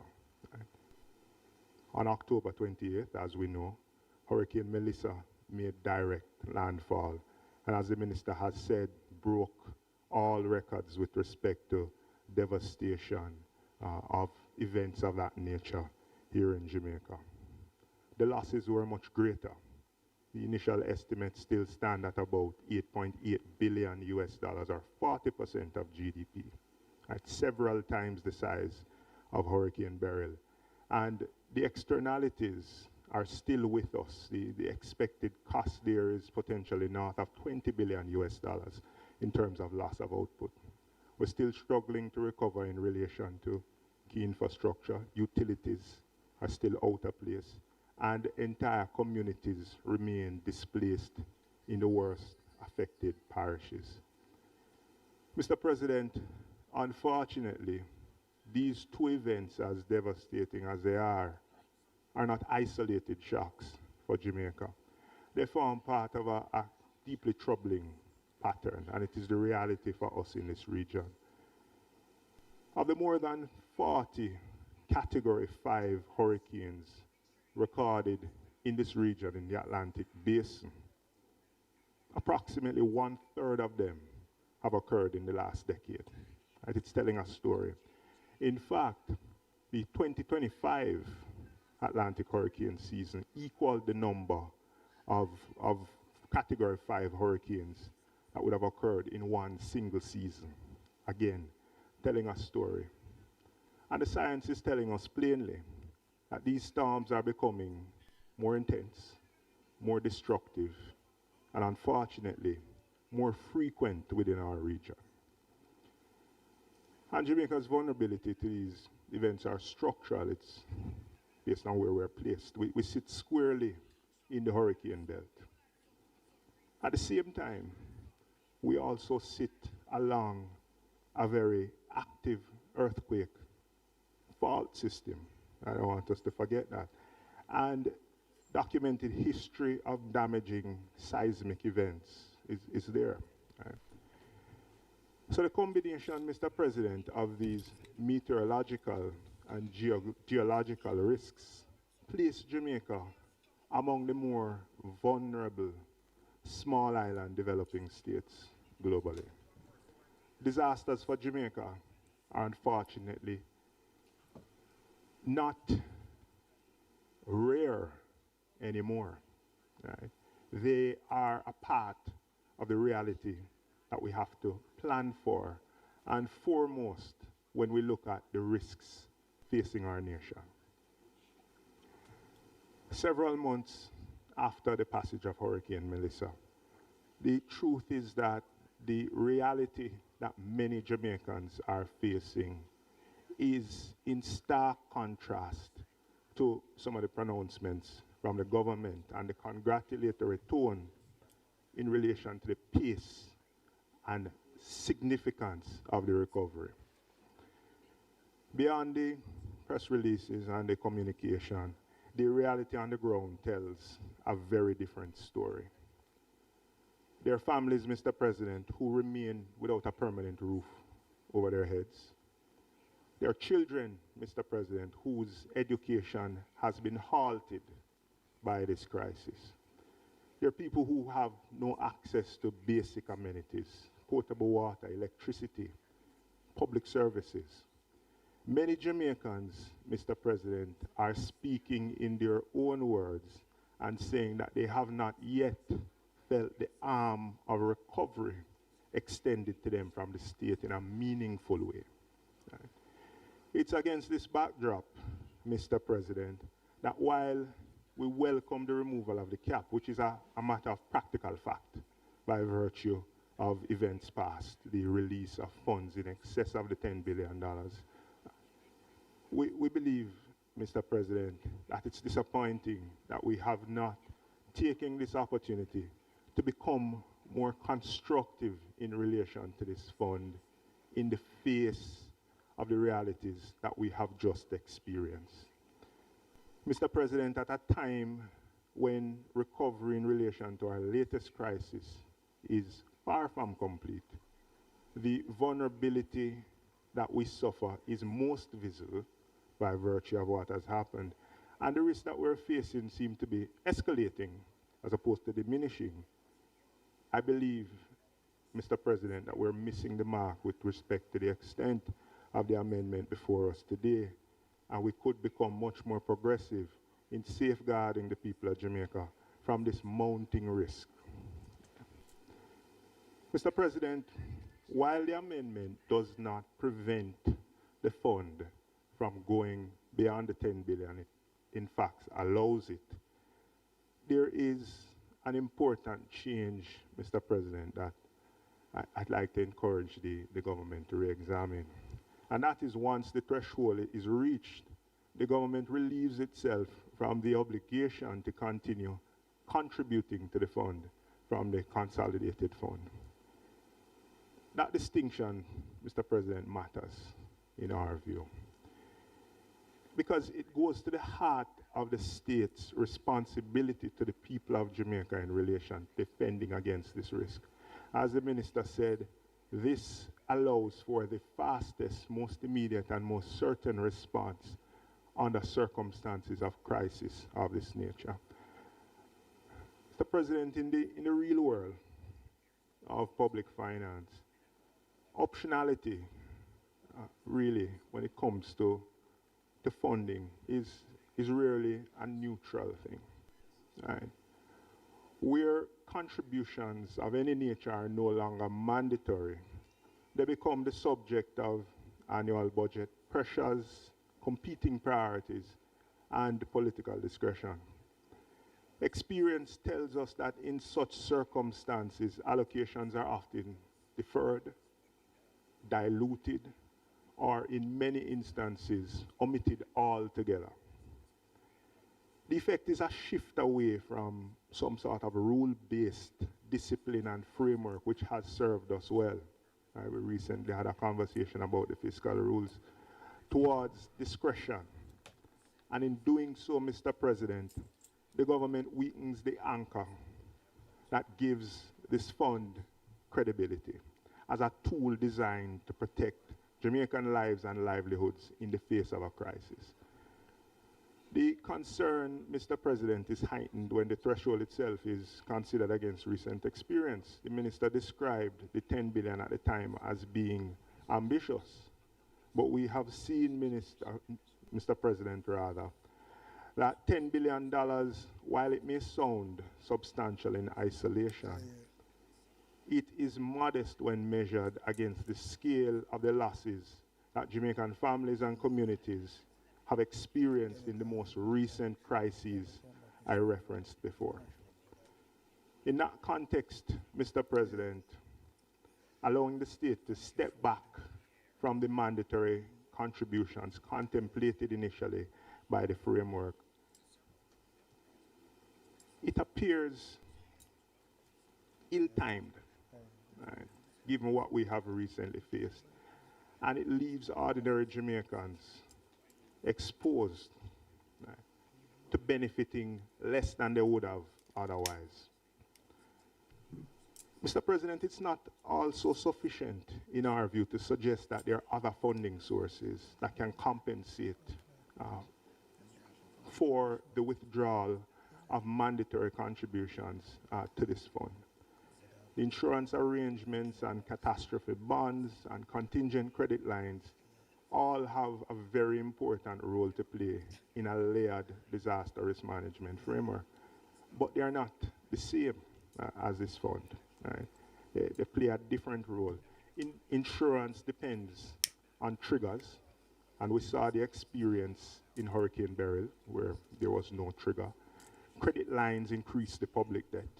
which is something that we have limited appetite for in the present day. And external assistance, which we have benefited from in the wake of this crisis, is, however, often delayed or conditional, if it comes at all. The Consolidated Fund contribution, Mr. President, therefore, represents the clearest expression of the state's ownership of disaster preparedness and its duty to act decisively on behalf of the citizens of this country. There is therefore a broader fiscal message that could be embedded in this amendment, Mr. President, that deserves some careful reflection. Right? And remember, eyes are on us. By having an exit point from mandatory contributions, while the government may secure some short-term budgetary flexibility, it could do so at the potential cost of long-term resilience. Right? For a country as exposed as Jamaica, preparedness and defense against these risks must be consistent, dependable, and must have highest priority in the context of budgetary expenses. Because it's not some arbitrary balance sheet or set of numbers that gets affected under these circumstances. It's Jamaican households that bear the consequences when disaster strikes. Most importantly, Mr. President, this amendment might send a signal to the public, unintended or otherwise, that even as we struggle to recover from a significant crisis, the state is indicating that its preparedness to support investing in resilience and recovery has its limits, right? And as we have said, limits that are not significant relative to the potential fallout from these crises. It indicates that the government is willing to take a step back from this particular tool at an unfortunate juncture. We on this side, Mr. President, therefore urges the government to reflect carefully on that potential message that it may be sending to the people of Jamaica at this time, and consider whether this is a moment to retreat in this way or to become even more constructive with respect to the measures of defense that we have against this risk that will continuously affect us given where we're geographically placed. Rather than creating a pathway to step back, there's an opportunity here for us to become more constructive, to strengthen the replenishment and continuity and expand the various sources that could go into the National Natural Disaster Reserve Fund. This, Mr. President, in our view, will make it a more credible, durable instrument of recovery and resilience to benefit all Jamaicans. May it please you, Mr. President. Thank you, Senator Ferguson. Minister? Minister Morgan? Senator Morgan? Yeah, so we also watch this big fat boy and just call it a evening, you know. Well, I call it a morning, because we're in the morning right you know. Long rascal hours setting up. But yeah, it's worth it. Thank you, Mr. President. It's a big sour one. Mr. President, I welcome the opportunity to contribute to this debate. One beard, you know, in a beard, you know. Having regard to sour. the proposed amendments to the Financial Administration and Audit Act. I believe these amendments are quite timely. Them a lifetime. I welcome the man, big and sour, you know, watch him, man. Obviously, perspectives will And them are rascal people and do all this. But nevertheless, the Yo. thought and nice. object behind big the sour amendment that we have brought, Morgan. we would not want them to be lost. Indeed, we want them to be uppermost in the minds of the Jamaican people.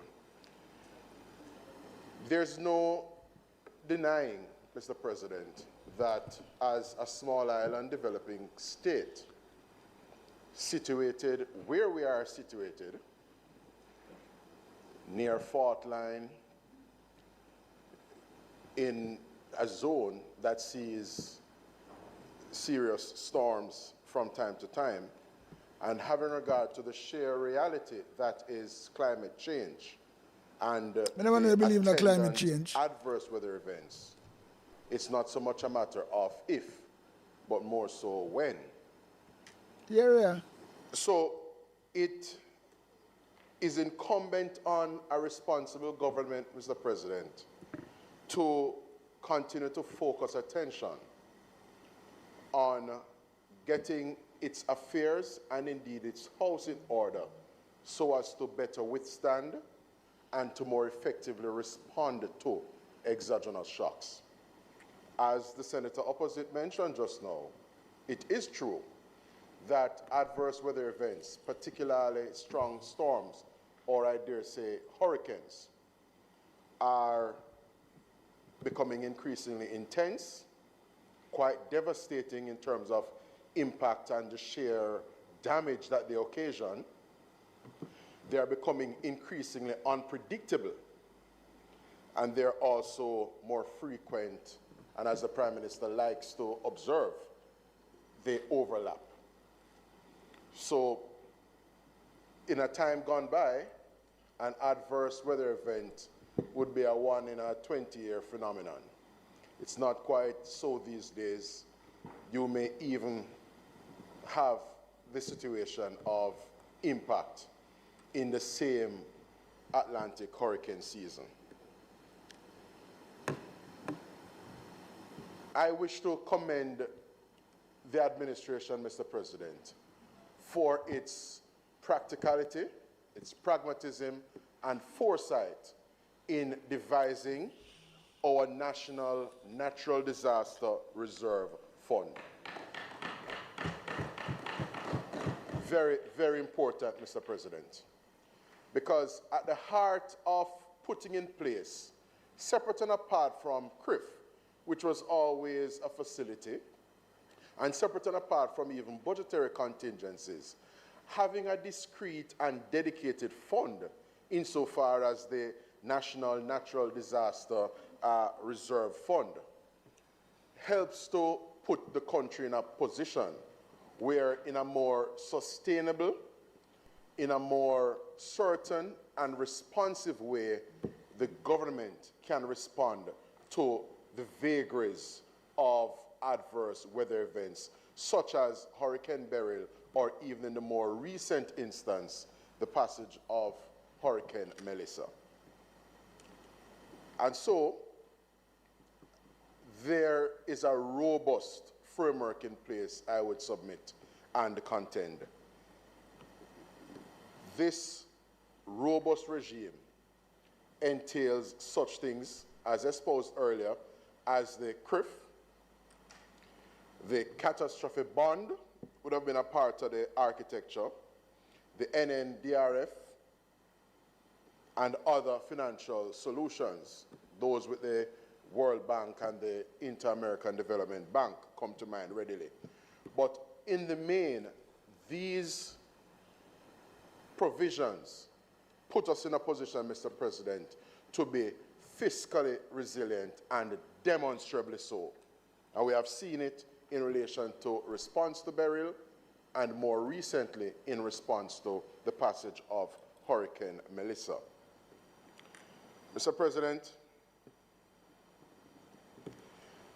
the observation being made, certainly as I would have tracked the debate in the lower house and repeated this morning by the senator opposite, is essentially for the sequestering of funds, which the amendment that has been brought is seeking to obviate and depart from. And it's a very, very important move that has been made by the government. There's no suggestion that the $10 billion in the NNDRF is sufficient to respond to adverse weather events, which may cost exponentially greater sums, nominally and in real terms, than that. It is to be noted, however, that having regard to the exigencies of government, the determination that has been made by the administration at this time is that we are not going the route of, in any mandatory way, sequestering funds that could have otherwise gone to even attending to critical resilience building interventions, Mr. President, to ensure that households and communities across Jamaica are in a better position, whether in terms of roofing infrastructure, water harvesting, connectivity in terms of broadband and satellite, to better navigate and withstand the vicissitudes of adverse weather events, Mr. President. So, in this debate, there is the view, and we note it, that not setting aside in a mandatory way this 400 million Jamaican dollars will essentially have our response mechanism deprived of these funds. It's a view that I do not share, because although there's no mandatory obligation, the truth of the matter is that there is nothing preventing or constraining government from making contributions and provisions into the fund to prop up and continue to shore up the fund over time. So the fact of the matter is, based on the actions of this administration, certainly in the past, and the very DNA, the very makeup in terms of fiscal responsibility and doing things that are appropriate and sober from a financial and public finances management standpoint, Mr. President, those deeds of the past, I believe, must count for something. If it is that it is an administration that has taken us through such things as COVID, Hurricane Beryl, and is taking us through Melissa, the fiscal dexterity of the government, the fiscal history of the government must count for something, Mr. President. Great policies. Great policies. So, Mr. President, we know that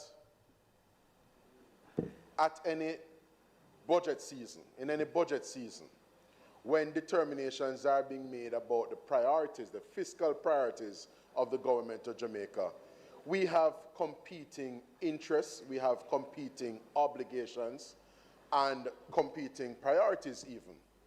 And the truth of the matter is that the pie is not an inordinate, or I dare say, an infinite one.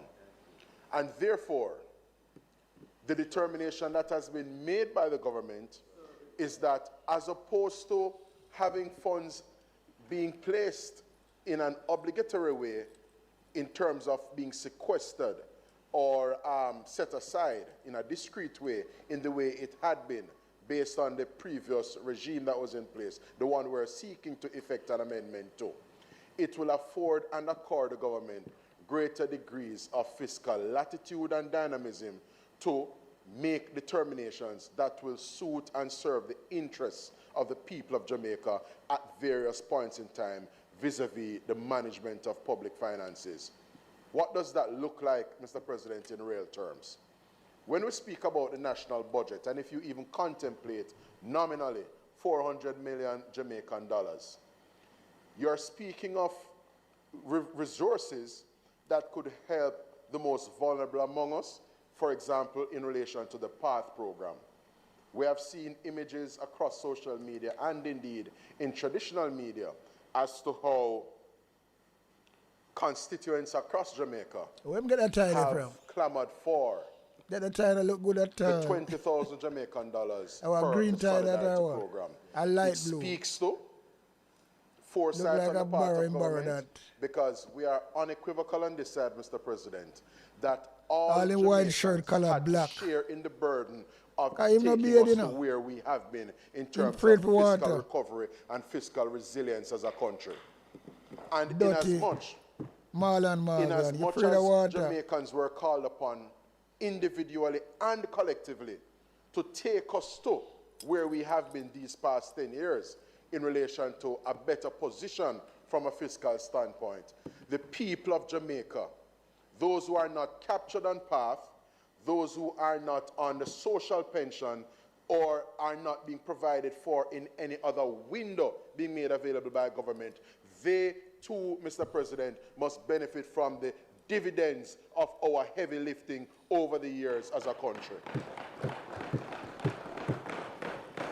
And so when the government puts itself in a position where it doesn't sequester funds, but instead have the funds in real time and in real terms, able and at its disposal to respond to national need, whether it is fixing and repairing roads in people's communities, be they farm roads, community roads, or main thoroughfares, providing more to the vulnerable among us, addressing challenges with respect to the delivery of public health care, security, or indeed education.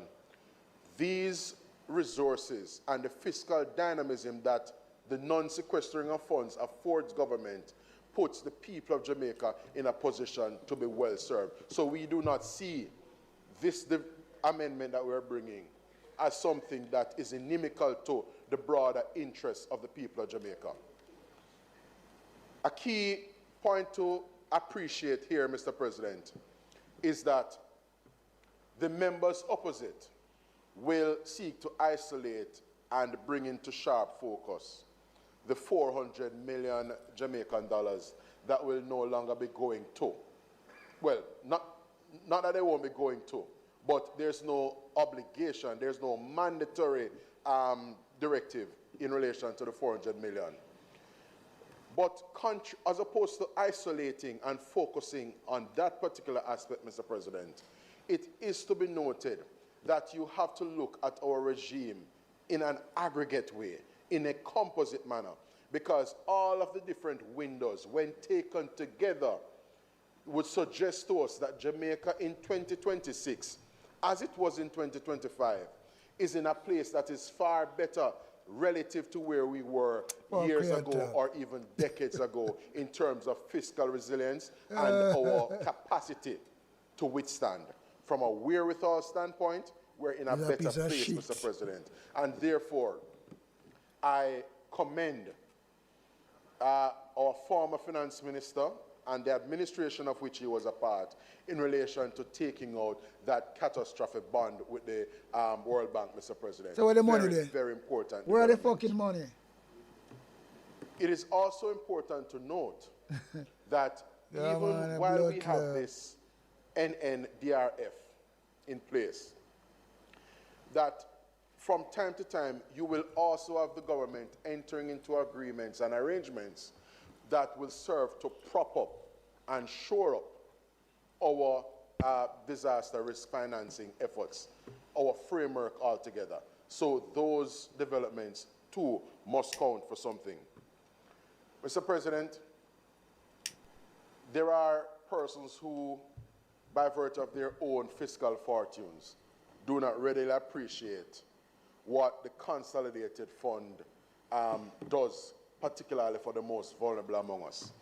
Because they don't whenever nothing, we have shut your threats shit. of adverse weather events, Them people are there really are some wicked among enough. us who may not quiver and shake in their boots in the way other Jamaicans What in am I saying? less auspicious circumstances What the fuck him saying? and indeed less financially endowed conditions would have to Why them contend Jamaican with. rascal boy, yeah, them Jamaican passage Labour of Party Hurricane blood Melissa, clot boy, Mr. where they President. put in a Senate. So wicked. With the passage of Hurricane Melissa, it was the resources, the investments in the framework in terms of our And national the taxpayers' disaster money, we fund tell lies. and the architecture in general, Deceitful. which includes other Son of a elements, gun. not just the NNDRF itself, Ah, but boy. other provisions like CRIF and so on. It is those arrangements that have Yeah. allowed for the response that we have had. And what did we see consequent on Hurricane Melissa? Jamaica's own standing and good name, certainly in the international community of nations, saw a number of humanitarian aid organizations coming to our assistance in relation to the delivery of reliable and appropriate nutrition solutions, hot meals in many instances, and we have to thank World Kitchens and the other partners for that kind of support. Thank World Kitchen. I understand the people them so hypocritical, you know, them son of the people and no matter about that. Tens of thousands of care packages distributed. That was made possible by the fiscal coffers of the country. So even before the government went to tap.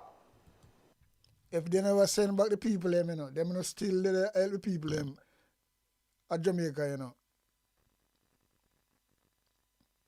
And because certain things them do that deliberately, because they don't care about the Jamaican people, like them can't feed them. The people them still don't get something to eat. Because me not go eat them food there, to be truthful. All the way me rascal, no, me not go really eat it, but boy, them people here, I don't know. You ever come tell about them send with the people, you know? No, sir. The resources from Support Jamaica. We, having regard to contingencies in our budget, were in a position to make resources available to respond to the real needs and hardships being endured by our people consequent on the passage of Hurricane Melissa. So we don't need to be lectured to Mr. President in relation to doing right by the people of Jamaica, responding in ways that are practical, conscientious and compassionate, and of course, in the interest of the people of Jamaica, is in the DNA of this wholeness-led government, Mr. President. Bullshit. And so, I wish to implore this chamber to support the amendments that have been brought. We note the variance of... You know, I hear nothing more from this like a blood clot. Brother, because I see rather so I smell him, you know. Like, him no beard, him no like water, you know. Can't make him smell, because a lot of people say that, you know. Smell sour, wipe up, you know. Can't know say him afraid of water. All the woman where him there with blood clot, I'm sorry for her. Because I don't know. Look at him. Sweaty. Big and sour. Don't like water. Stay right as I smell him. So I don't want to hear nothing from him again for the evening. So I'm going to just call it a evening and just wrap it up right there. So, boy, I tell you, say, him's too sour, man. He's too smelly. You can smell him from right here, so. Dirty Marlon Morgan. It's a shame, it's a disgrace. Right? Because I'm come and spread peer propaganda, red herring and every fucking thing in a one. Because him smell like the red herring, you know. And that's all it is. So anyway, people, big up on yourself. I wake up in the morning, that you have a good while. Or anyway, I try to do so well, and you want to do that video, dissect it, talk on it, and that is it. But we're there for over 2 hours, so, yeah, man. There for over rascal 2 hours. So we have to go to run now, because we're in the morning, have things to do, same speed. Because, boy, you know, really pretty on the whole shit. What me say I go on. You know what I mean? You know, pretty at all. Because everybody a come put in them lie notes for Andrew Wellness. Because they just get paid. They just get paid for tell lies. Yeah, man. That's why them get paid for, you know. Not to serve the Jamaican people, them. That is a lying machine government. That's why it name, remember, you know, J stand for Jamaica, L stand for liar and lie, and P stand for party. So Jamaica, liar fucking party. So the people them around him, when him recruit, them come to do the dirty work and get paid to do that. And them get good money too. People might work hard, honestly. Can't see them way through. But them nastiness are coming to Parliament. And I mud up the Parliament with them nasty self, sour self. Yeah. Simple as that. Woman and man, them all sour. My little girl, you know, she was what? A 8-year-old, she said that she did for one program and she said, boy, the reason why them call them shower because them not like shower. And it's true. And we don't like nothing green either, because green is like morass. Them choose a wrong rascal thing, believe you me. But look at him. He in a one tight suit like a Baron Barrett and lend him. Him never look good yet. Him look like a some big, swarty mampy. I mean, I don't like beard. I know him not like beard. I wipe up, wipe him arm and them things, and him supposed to sour up. Him one will be sorry for her. I don't know if him a woman anyway.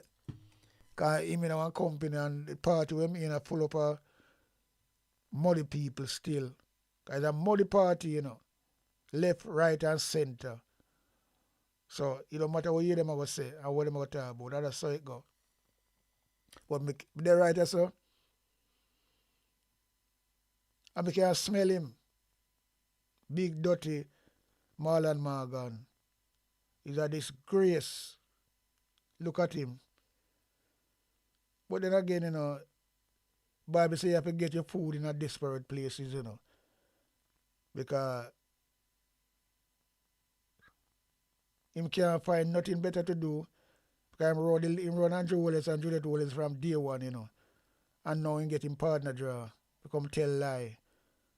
And boom, boom. Look at him. Big, swarty, smelly Marlon Morgan. And you should be ashamed of yourself. Yeah? But you soon get blood clot find out, don't worry.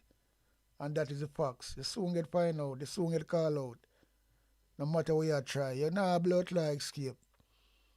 Because you can see your desk or talk. And you don't confident. You just talk because you have to talk. You have to talk for your money where you get in the Senate. And you get good money, But then again, I'm saying you have to get you have to go desperate to get your food, So if I say you get your food, but it's a shame still for you come and say it's a Jamaican and you do them things there to eat food.